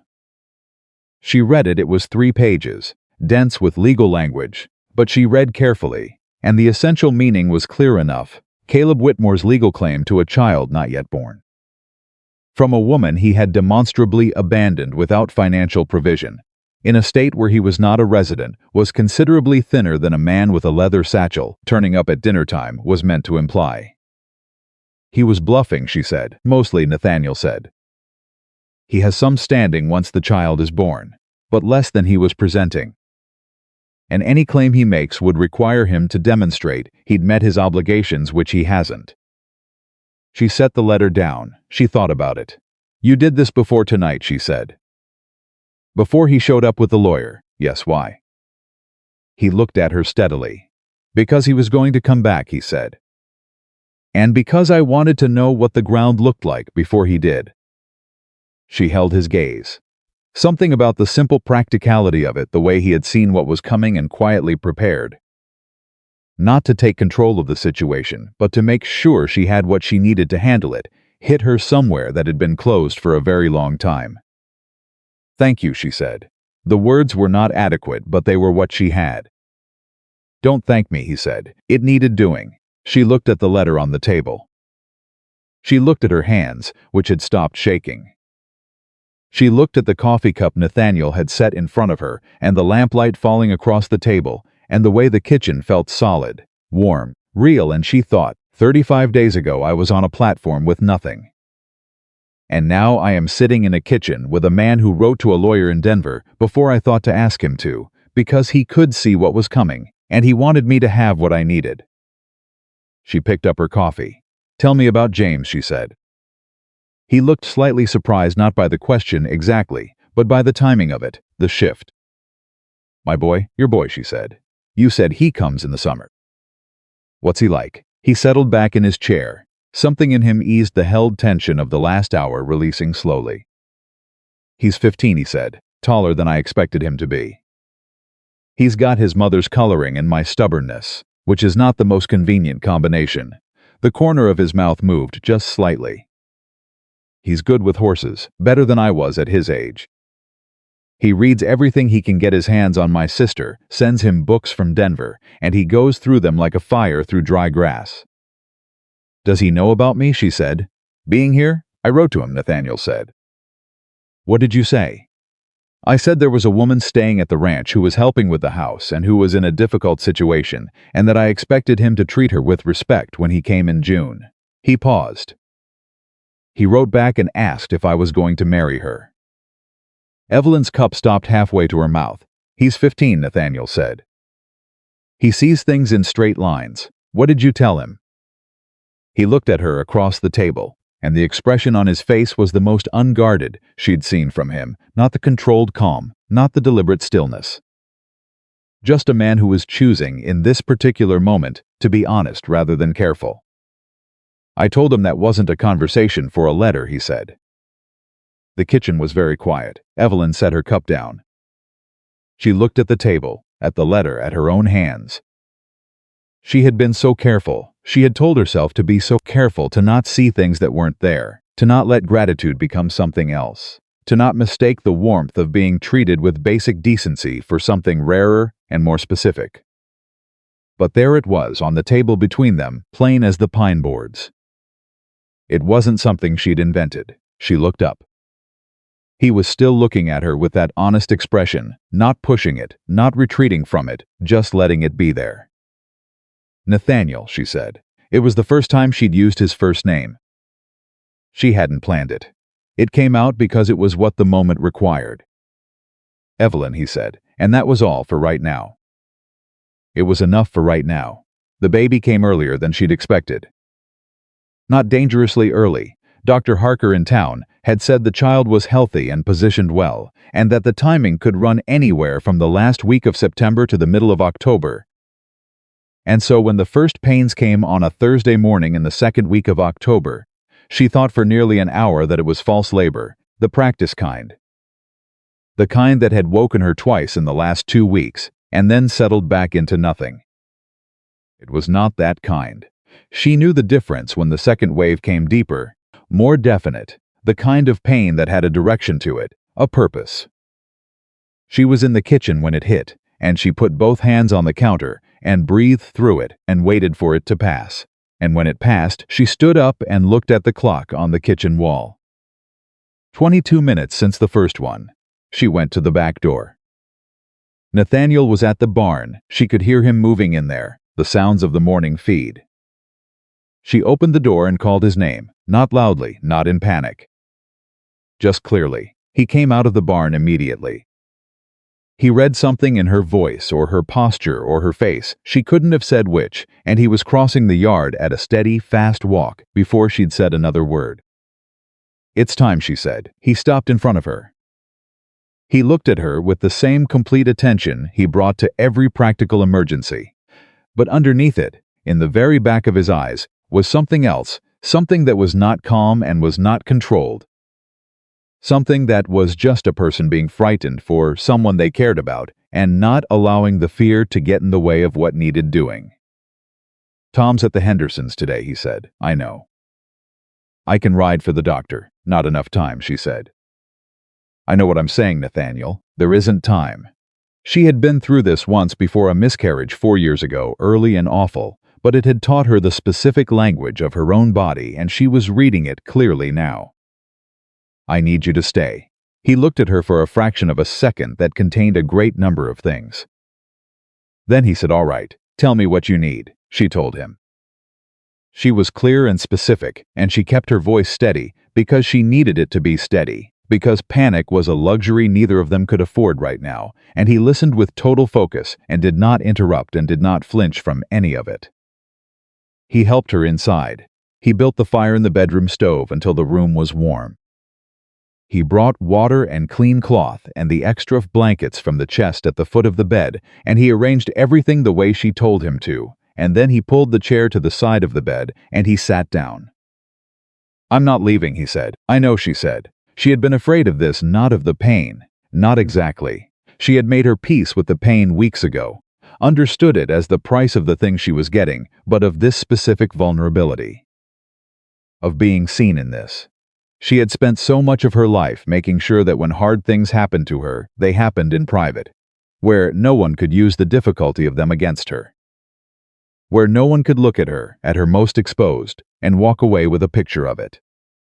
She looked at Nathaniel sitting in the plain wooden chair beside her bed, his hat set aside, his hands on his knees, his whole body oriented toward her with the particular steadiness of a man who had decided to be present, and was going to honor that decision, no matter what the next several hours required of him. She thought, this is not that. This is not the kind of looking that takes something from you. She held on to that thought for the next 4 hours. He talked to her not constantly, not in the performed way of someone filling silence because they were afraid of it, but at the right moments. The way a person talked who understood that a voice was something to hold on to when the body was working hard. He told her about James at age 4, the summer after Ellen died, how the boy had developed a habit of following Tom Bright around the ranch like a shadow, and how Tom, who was not a particularly expressive man, had nevertheless managed to be exactly what a motherless 4-year-old needed, patient and present and steady. "He's a good man," Evelyn said, through clenched teeth, riding the peak of a contraction. "The best I know," Nathaniel said. "Hold on, breathe." She breathed. He told her about the first winter on the ranch, when the snow had come in October and not left until April, and he'd lost 11 head and nearly the barn roof. And how he'd sat in this kitchen with Ellen, and they'd looked at their accounts, and Ellen had said very calmly, "We didn't come out here to give up in the first winter." And they hadn't. "She sounds like someone worth knowing," Evelyn said. "She was," he said. "You'd have liked each other. You have the same way of looking at problems." "What way is that?" "Like they're problems to be solved," he said. "Not evidence of something wrong with you." She held that while another wave came, and when it passed she said, "I haven't always managed that." "Neither did she," he said, "but she mostly got there." "And so will you." 2 hours into it, she asked him to hold her hand, and he did. Without hesitation, without making it a thing, just took her hand in both of his and held it, solid and warm. And she gripped it when she needed to, and he didn't wince or pull back or make a sound, just let her hold as hard as she needed to. She had held the hands of 2 women through labor, her cousin, and a neighbor in Philadelphia. She knew what it cost to sit beside someone in that kind of pain and stay present in it, rather than retreating to the woodful busyness of the far side of the room. It cost something real. It required you to be willing to be inside the difficulty with someone, rather than adjacent to it. He was inside it with her. She understood in the middle of the 4th hour that she had not been alone in a very long time. Not since the ranch, not since the spare room and the coffee smell and the curtains. What she had thought was the loneliness of not knowing what was happening between them had actually been something else entirely. It had been the unfamiliar sensation of someone being present, and her not knowing what to do with it because she'd been alone for so long. Then the last hour came, and she stopped thinking about anything at all, except the work in front of her, the oldest and most demanding work there was, and Nathaniel was there, right there, saying, "Breathe and hold on, and you're doing fine.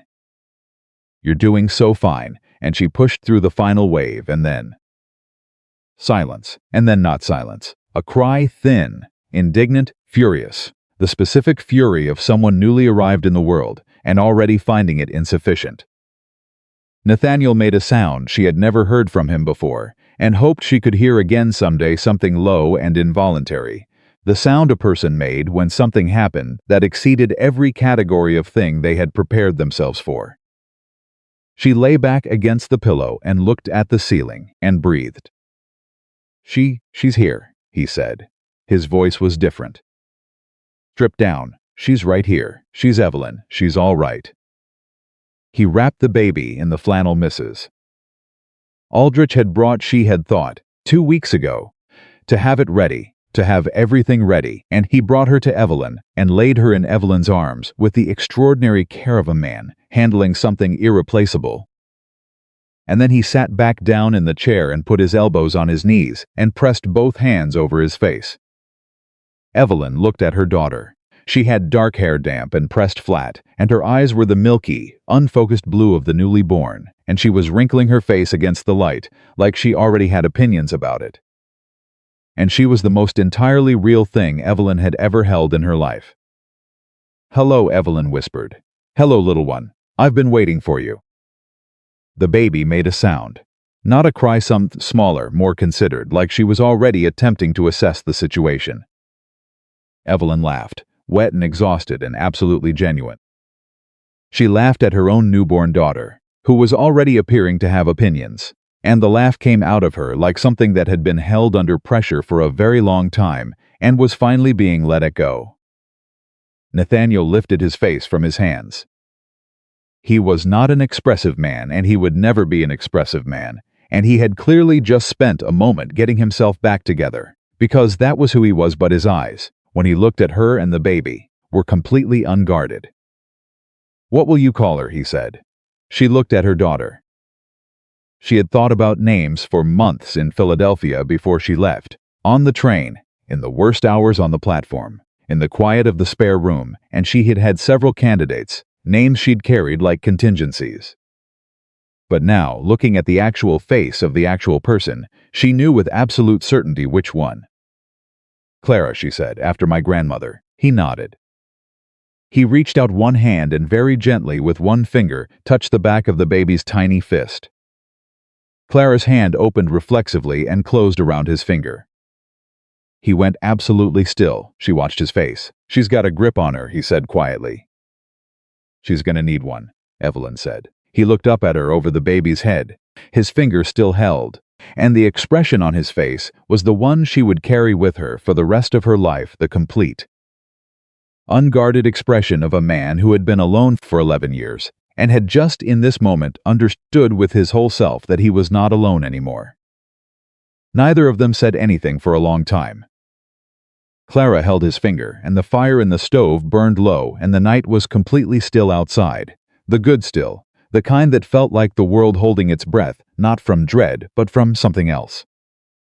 After a while, Nathaniel said, "I need to send for the doctor in the morning." "Make sure everything." "In the morning," Evelyn said. "And Tom should know." "In the morning," she said again. He looked at her. She was exhausted in a way that went deeper than tired, the kind of exhaustion that came from having spent everything you had and arrived at the other side of it and found solid ground. "Sleep," he said. "Stay," she said. He looked at her steadily. "I'm not going anywhere," he said. She looked back at him with everything she had left, which was not much but was real, and she said, "I know. I think I knew a while ago. I was just..." She paused. "I was being careful," he said. "You had good reasons." "I did," she said. "I still do." "You don't have to stop being careful," he said. "I'm not asking you to stop." She held his gaze. "I know what you're not asking," she said. "I know what you've never asked." She shifted Clara slightly against her chest, feeling the warm, impossibly real weight of her. "Nathaniel, Evelyn, I think," she said slowly, feeling for the right words the way she felt for the right stitch, small, precise, the ones that held without showing, that I would like you keep not going anywhere. For a long while. If that's something, she stopped. She tried again. "I'm not good at this," she said. "Neither am I," he said. "I haven't been in a long while." "Then we're even." Something crossed his face, the dry warmth she'd seen in flashes, the thing that was his version of humor, underneath the stillness. "We're even," he said. She settled back against the pillow with Clara on her chest. She was going to sleep in about 3 minutes, whether she chose to or not. But she had 3 minutes, and she used them to look at the man sitting in the plain chair beside the bed, his big hands and his steady eyes, and the 11 years of alone that hadn't made him hard, but had made him something better than hard. Something more useful, and she thought, "I came to this county with $41 and a broken suitcase and a baby coming, and a man who left me on a platform. And I am going to leave it with something I hadn't known to want and couldn't have invented if I'd tried."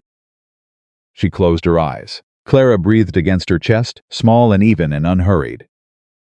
And Nathaniel Calloway sat in his chair and did not go anywhere, because he had said he wouldn't, and he was a man who kept his word, and the fire burned low, and outside the night was long and quiet and full of stars.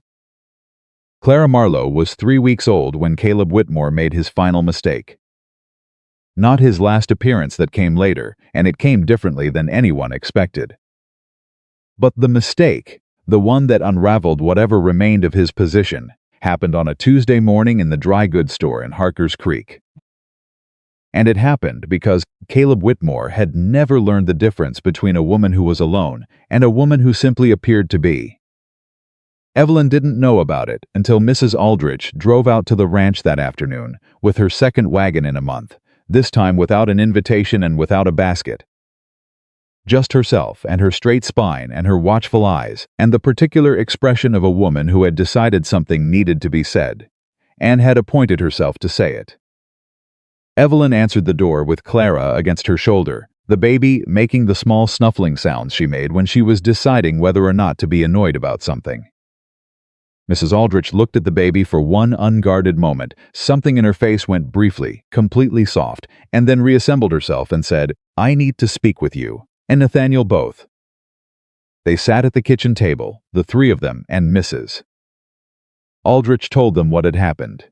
Caleb had been in the store that morning. He'd been in Harker's Creek for nearly 2 weeks, staying at the boarding house, and in that time he'd been having conversations, quiet ones, deliberate ones, the kind of conversations a man had when he was building something.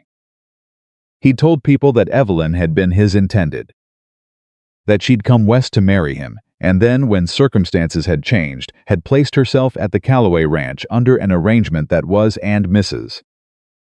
Aldrich's mouth tightened here, not entirely respectable. He had not said anything overtly scandalous. He was too careful for that. He'd said enough to plant a question, the way you planted a seed in dry ground, and then waited for the weather to do the rest of the work. That morning, he'd been in the store when 3 women from the church auxiliary had come in, and he'd said, in a voice calibrated to carry just far enough, that he was concerned about the welfare of his child, being raised in an ambiguous situation by a woman whose circumstances were, and he'd paused there, that precise surgical pause complicated. Mrs. Aldrich had been behind her counter. "What did you do?" Evelyn said. Mrs. Aldrich looked at her with those sharp eyes. "I told him," she said, "that the only complicated thing I could see in the room was a man who had abandoned a woman in her condition and had the extraordinary nerve to show up 2 months later and use the word welfare." She set her hands flat on the table. "I told him that Evelyn Marlowe had more character in one hand than he had in his entire presentation, and that if he said one more word in my store designed to damage her reputation, I would personally write to every merchant between here and Dodge City and make sure they knew exactly what kind of man they were dealing with." Silence. Evelyn looked at her. The 3 women from the auxiliary, Mrs. Aldrich continued, were Margaret Holt, Louise Crane, and Dottie Ferris. All 3 of them have known me for 20 years. All 3 of them will take my account of this over his. Nathaniel, who had been listening without expression, said, "What did Whitmore do?" "He left," Mrs. Aldrich said, without another word. "He paid for his tobacco and he left." She looked at Evelyn. "I don't know if he'll go quietly. Men like that rarely do. But I wanted you to know that you have allies in that town, and they will not be silent." Evelyn looked at this woman, this bird-boned, silver-haired woman who had looked at her in a store 6 weeks ago with assessment and dismissal, and had driven out here today with her back straight and her hands flat on the table to tell her she was not alone. She thought about all the ways the world had been smaller and crueler than it needed to be, and all the ways, sometimes, unexpectedly, it corrected itself. "Thank you," she said. The words still weren't adequate, and she said them anyway. "Don't thank me," Mrs. Aldrich said, which was so close to something Nathaniel had said to her that she almost smiled. "Just come into town when you're ready. Let them see you. Let them see that child." She glanced at Clara again, and the soft thing crossed her face once more. "She's beautiful. She has opinions," Evelyn said. Good, Mrs. Aldrich said. She'll need them. She left, and Evelyn stood at the window and watched the wagon go. And behind her Nathaniel said, She's right about going into town. I know, Evelyn said, when you're ready. I'm ready now, she said. She turned around. I'm not going to wait for him to finish building whatever he's building. The best thing I can do is walk into that town and be exactly who I am and let people draw their own conclusions. He looked at her for a moment. Tomorrow, he said.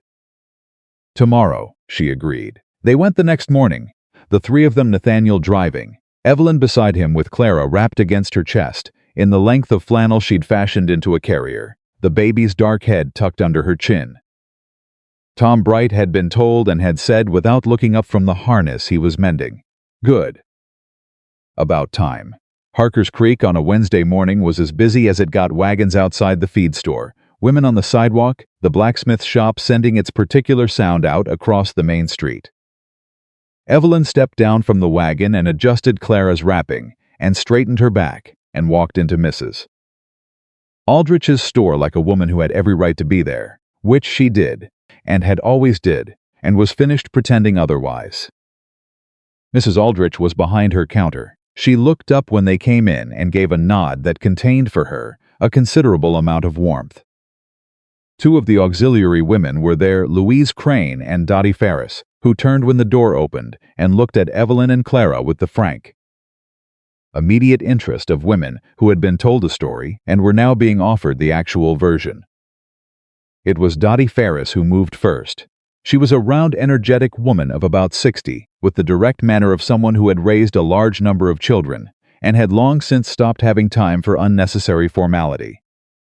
She came across the store and looked at Clara with bright, unsentimental eyes and said, Well, look at her, how old? 3 weeks tomorrow, Evelyn said. She's a good size. Dottie looked at Evelyn. You doing all right? First weeks are the hardest. I'm managing, Evelyn said. You need anything, you ask. I've got children's clothes going back 20 years. No reason for them to sit in a trunk. She said it the way practical women said things that were also kind without flourish, as though the kindness was simply the logical response to the situation.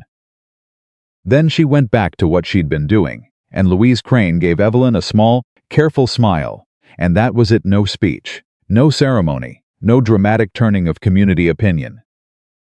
Just two women in a store deciding, in the quiet way women decided things, that the account they'd been given by someone they trusted for 20 years was more reliable than the account offered by a stranger who smelled like tobacco and calculation. Nathaniel was at the counter with his supply list, talking to Mrs. Aldrich in the easy shorthand of people who'd done business together for years. Evelyn moved around the store with Clara against her chest and let herself be seen, and the morning went the way mornings went ordinarily, practically, unremarkably, and that ordinariness was the most powerful thing that could have happened. Caleb Whitmore was not in town that day. He came the following morning, and he came to the ranch, and this time he came alone. Evelyn was in the garden. She heard the horse, and she stood up and turned around and looked at him without surprise, because she had known he would come once more. Had known it with the certainty she'd developed over the last weeks for reading the specific patterns of his behavior. He needed a final scene. He needed to feel that he had chosen to end it rather than had it ended for him. She let him have the approach. She waited. He dismounted and tied the horse and walked toward her, and he looked, for the first time since Red Willow, like a man who had not entirely held himself together. He had the slight dishevelment of someone who hadn't slept well, and his prepared expression had replaced by something rawer and less managed. Where's Calloway? He said. On the range, she said. It's a working ranch. He looked at her. He looked at Clara, asleep in the basket in the shade near the garden. She'd started bringing her out in the mornings, the baby seeming to find the outdoor air and the sounds of the ranch settling rather than agitating. His face did something complicated when he looked at Clara. She watched him do it, and she did not help him with it. He started. She looks like herself, Evelyn said. She's 3 weeks old. She looks like a person who is new to the world. He looked away from the basket. He looked at Evelyn. And she saw it then, The thing underneath the calculation and the preparation, and the lawyer and the campaign in the dry goods store, she saw the actual, unimpressive truth of him, which was that he was a man who had been afraid. Not of her, not of the baby. Afraid of what it would cost him: the money, the inconvenience, the constraint, and he had made a decision in that fear that he had expected to be consequence-free, the way men like him usually expected their decisions to be consequence-free. And it had not been, and he did not know what to do with that. She had built a story of him in her head, of his cruelty, his coldness, the deliberate malice of a man who had planned to leave her.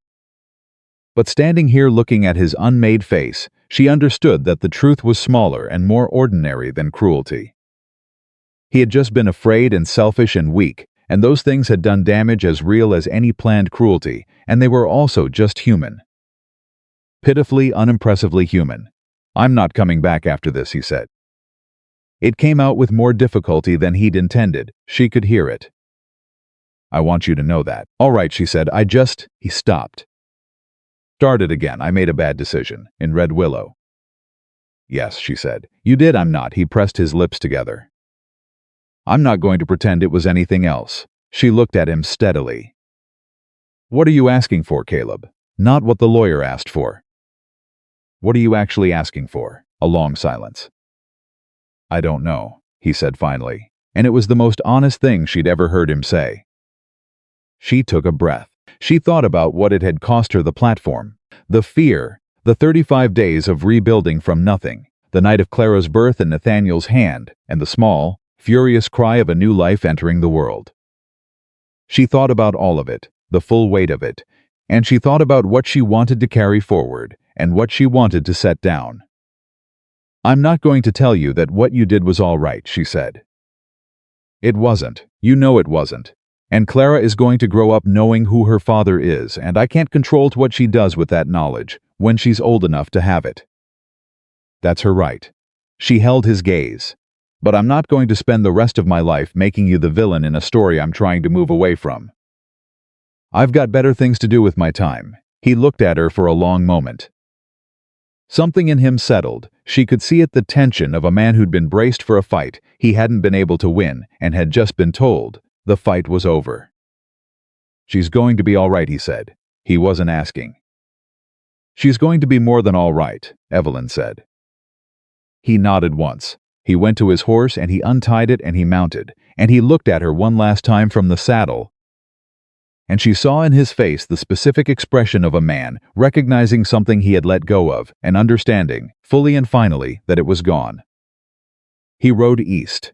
She stood in the garden and watched until she couldn't hear the hoofbeats anymore, and then she turned around and went to the basket and looked at Clara, who was still asleep, her small fist curled beside her cheek, entirely unconcerned with the drama that had just concluded 3 feet away. "Your father came to say goodbye," Evelyn said quietly. He wasn't quite brave enough to say the word, but he came. She touched the back of her daughter's fist with one finger, the same way Nathaniel had that first night. "That's something. It's not everything, but it's something." Clara slept. Nathaniel came in from the range at midday, and she told him, straightforwardly, and he listened without interruption, and then said, "You're all right with it?" "I'm all right with it," she said. He looked at her for a long moment, reading her the careful attention he'd always brought to understanding what was true rather than what was presented. "Good," he said, and went to wash up, and that was the end of it. James Calloway arrived in June. He came on the afternoon stage to Harker's Creek, and Nathaniel drove out to collect him, and Evelyn stayed at the ranch because she thought the first hour should belong to the two of them, father and son, 8 months apart. The particular recalibration that was required every time they came back together after time away. She understood that dynamic without needing it explained. She'd had her own version of it with Margaret, the way you had to find each other again after distance. She heard the wagon in the yard before she heard voices, and she checked the bread it was ready. She'd timed it deliberately, and she untied her apron, and she did not perform anything. She just stood in the kitchen and waited. The door opened and Nathaniel came in first, and behind him, taller than she'd pictured, darker than she'd pictured, with his father's jaw and something in his eyes that was quick and warm and 15 in the best sense of 15. Still open to things, not yet closed down by the world, came James. He saw her and he stopped. She looked at him. "Miss Marlowe," he said. He had clearly been coached on the name, but the wariness was his own, not hostile, just careful. The wariness of a boy who had thought about this meeting and wasn't sure what to expect from it. "James," she said, "I've been looking forward to meeting you." He looked at her with the assessing directness of someone who had grown up in a house with a man who did not pretend and had therefore never learned to pretend either. He looked at her the way Nathaniel looked at things, taking stock, forming a judgment he'd stand by. Then his eyes went past her and found the basket in the corner of the kitchen and Clara in it, awake and working on a particularly focused frown that she'd been developing all morning. "That's her," he said. "That's Clara," Evelyn said. He crossed the kitchen without asking permission in the direct, unstoppable way of a boy who was interested in something and crouched down by the basket and looked at Clara.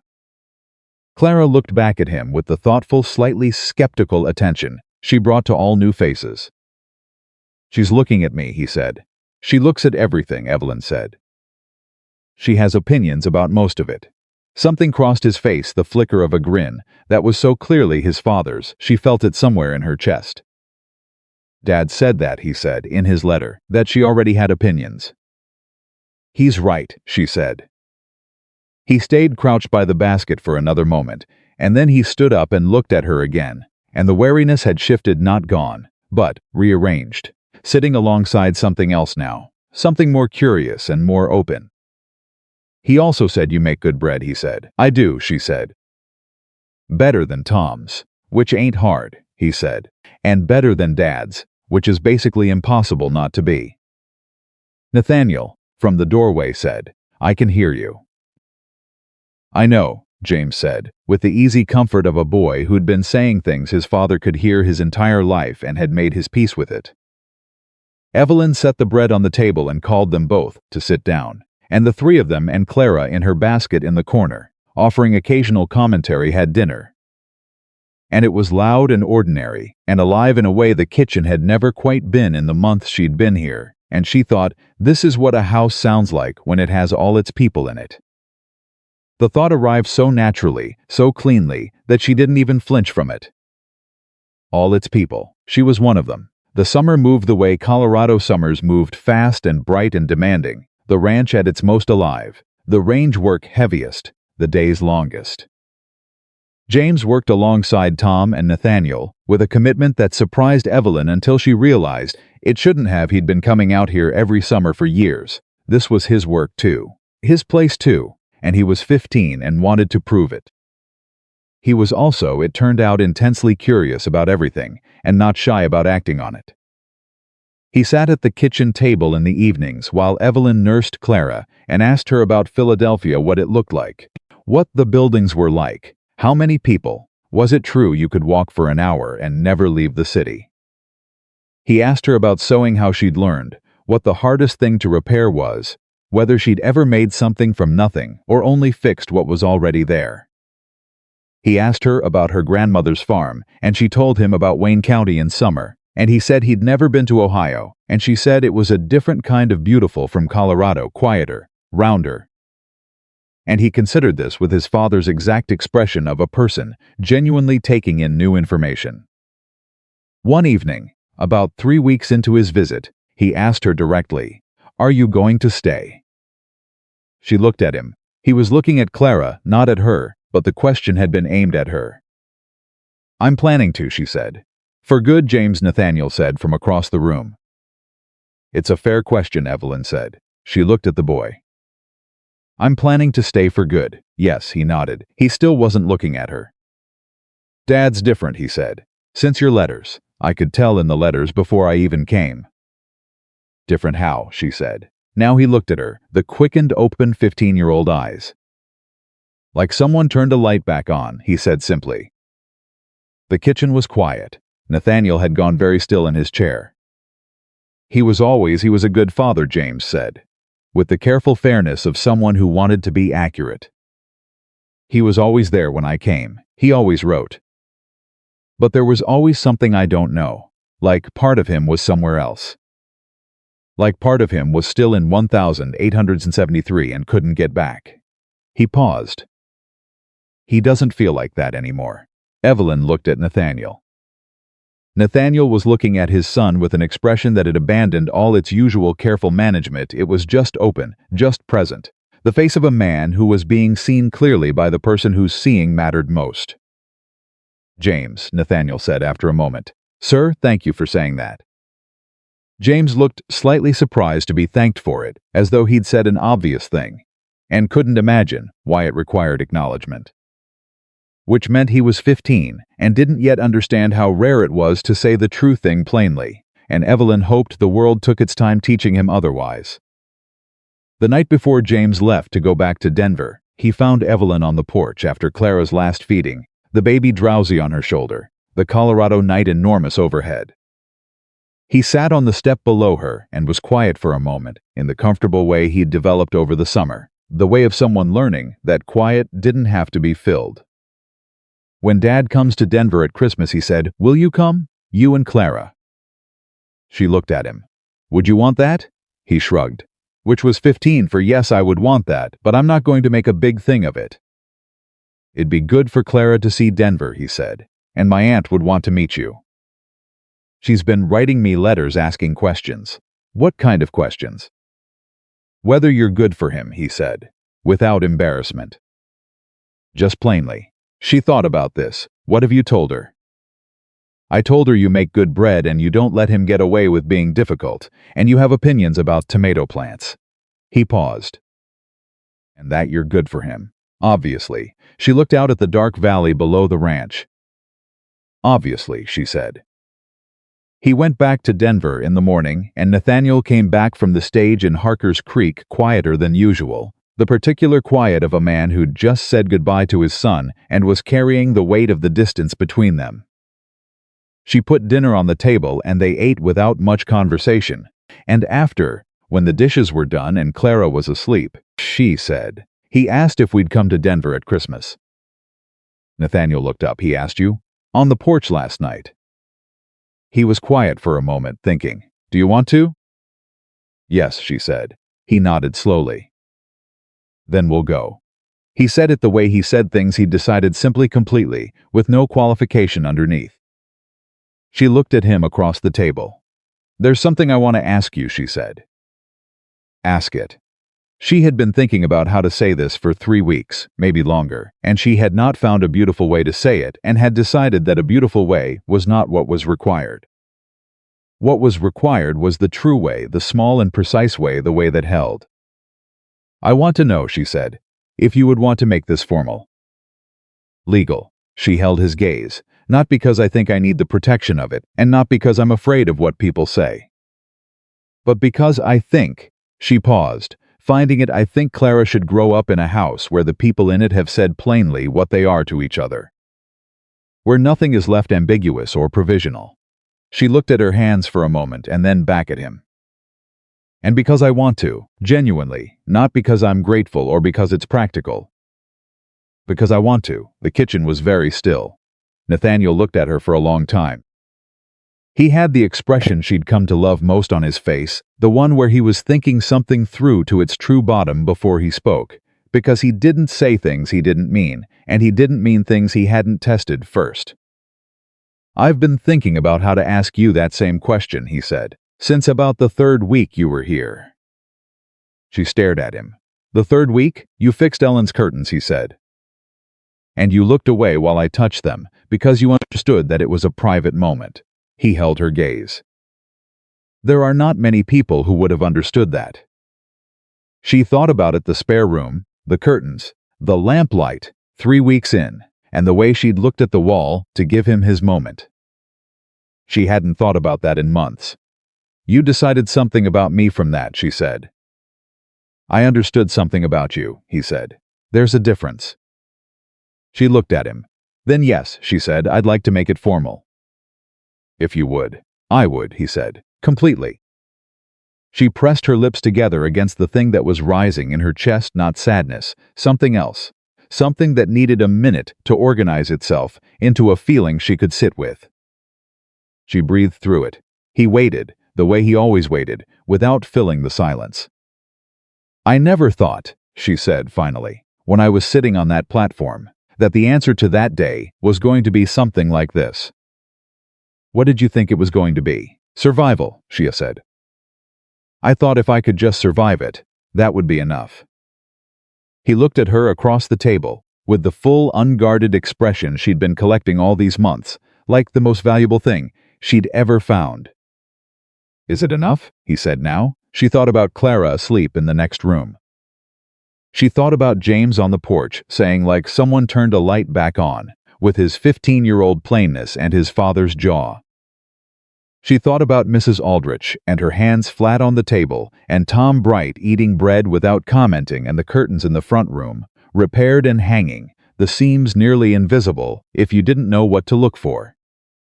She thought about $41 and a broken suitcase, and a man who had walked away and left her with nothing except everything she actually needed to build something real. "No," she said, "it's not enough." She looked at him steadily, with her mother's eyes, with her grandmother's hands, with everything she had brought across the country, and through the worst day, and into this kitchen. "It's more than enough. It's everything."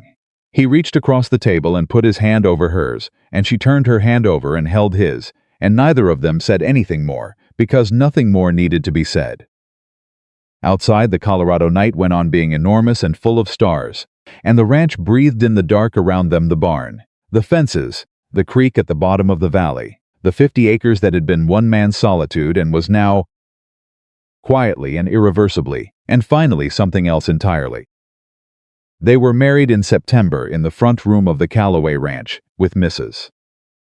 Aldrich and Tom Bright and a judge who drove out from Harker's Creek and stood between the two chairs by the window, Ellen's curtains hanging behind them, faded blue and white, repaired so carefully that a person who hadn't known what to look for would never have seen where they'd been broken.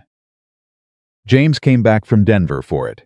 He stood beside his father in his best clothes, and he held Clara through the whole ceremony because she'd reached for him when he came in, and he'd taken her, and she'd settled immediately against his shoulder, and nobody thought it made sense to interfere with that. When the judge finished and Nathaniel put the ring on Evelyn's finger, a plain gold band, nothing elaborate, "The right thing," James said, quietly and to no one in particular good. "About time," which was so exactly what Tom Bright had said 7 months ago, about a different thing, that Evelyn laughed. Full and genuine and unguarded, in a room full of people who were hers, in a house that was hers, in a life she had built from nothing by refusing, even on the worst day, to let go of herself. Clara, on James's shoulder, looked at her mother's laugh with the grave, considering expression she brought to all of Evelyn's emotions, and then she smiled the first real, full, unambiguous smile she'd ever produced. 4.5 months into the world, and the room went a little undone with it, because that was what that smile did. And Nathaniel Calloway, who had been alone for 11 years and had stopped a wagon at a platform in Red Willow on a hot afternoon in July for reasons he couldn't entirely have articulated, put his hand against his wife's face and looked at her with everything he was, and she looked back with everything she was, and neither of them looked away. The woman who had been called too old and too heavy and too much trouble, who had been left in the dust with nothing, and had turned nothing into this room, this family, this life, stood in the light of her own home and knew, with the absolute and unshakable certainty of someone who had tested the ground and found it solid all the way down, that she had never been too much. She had always been exactly enough. She had always been coming here.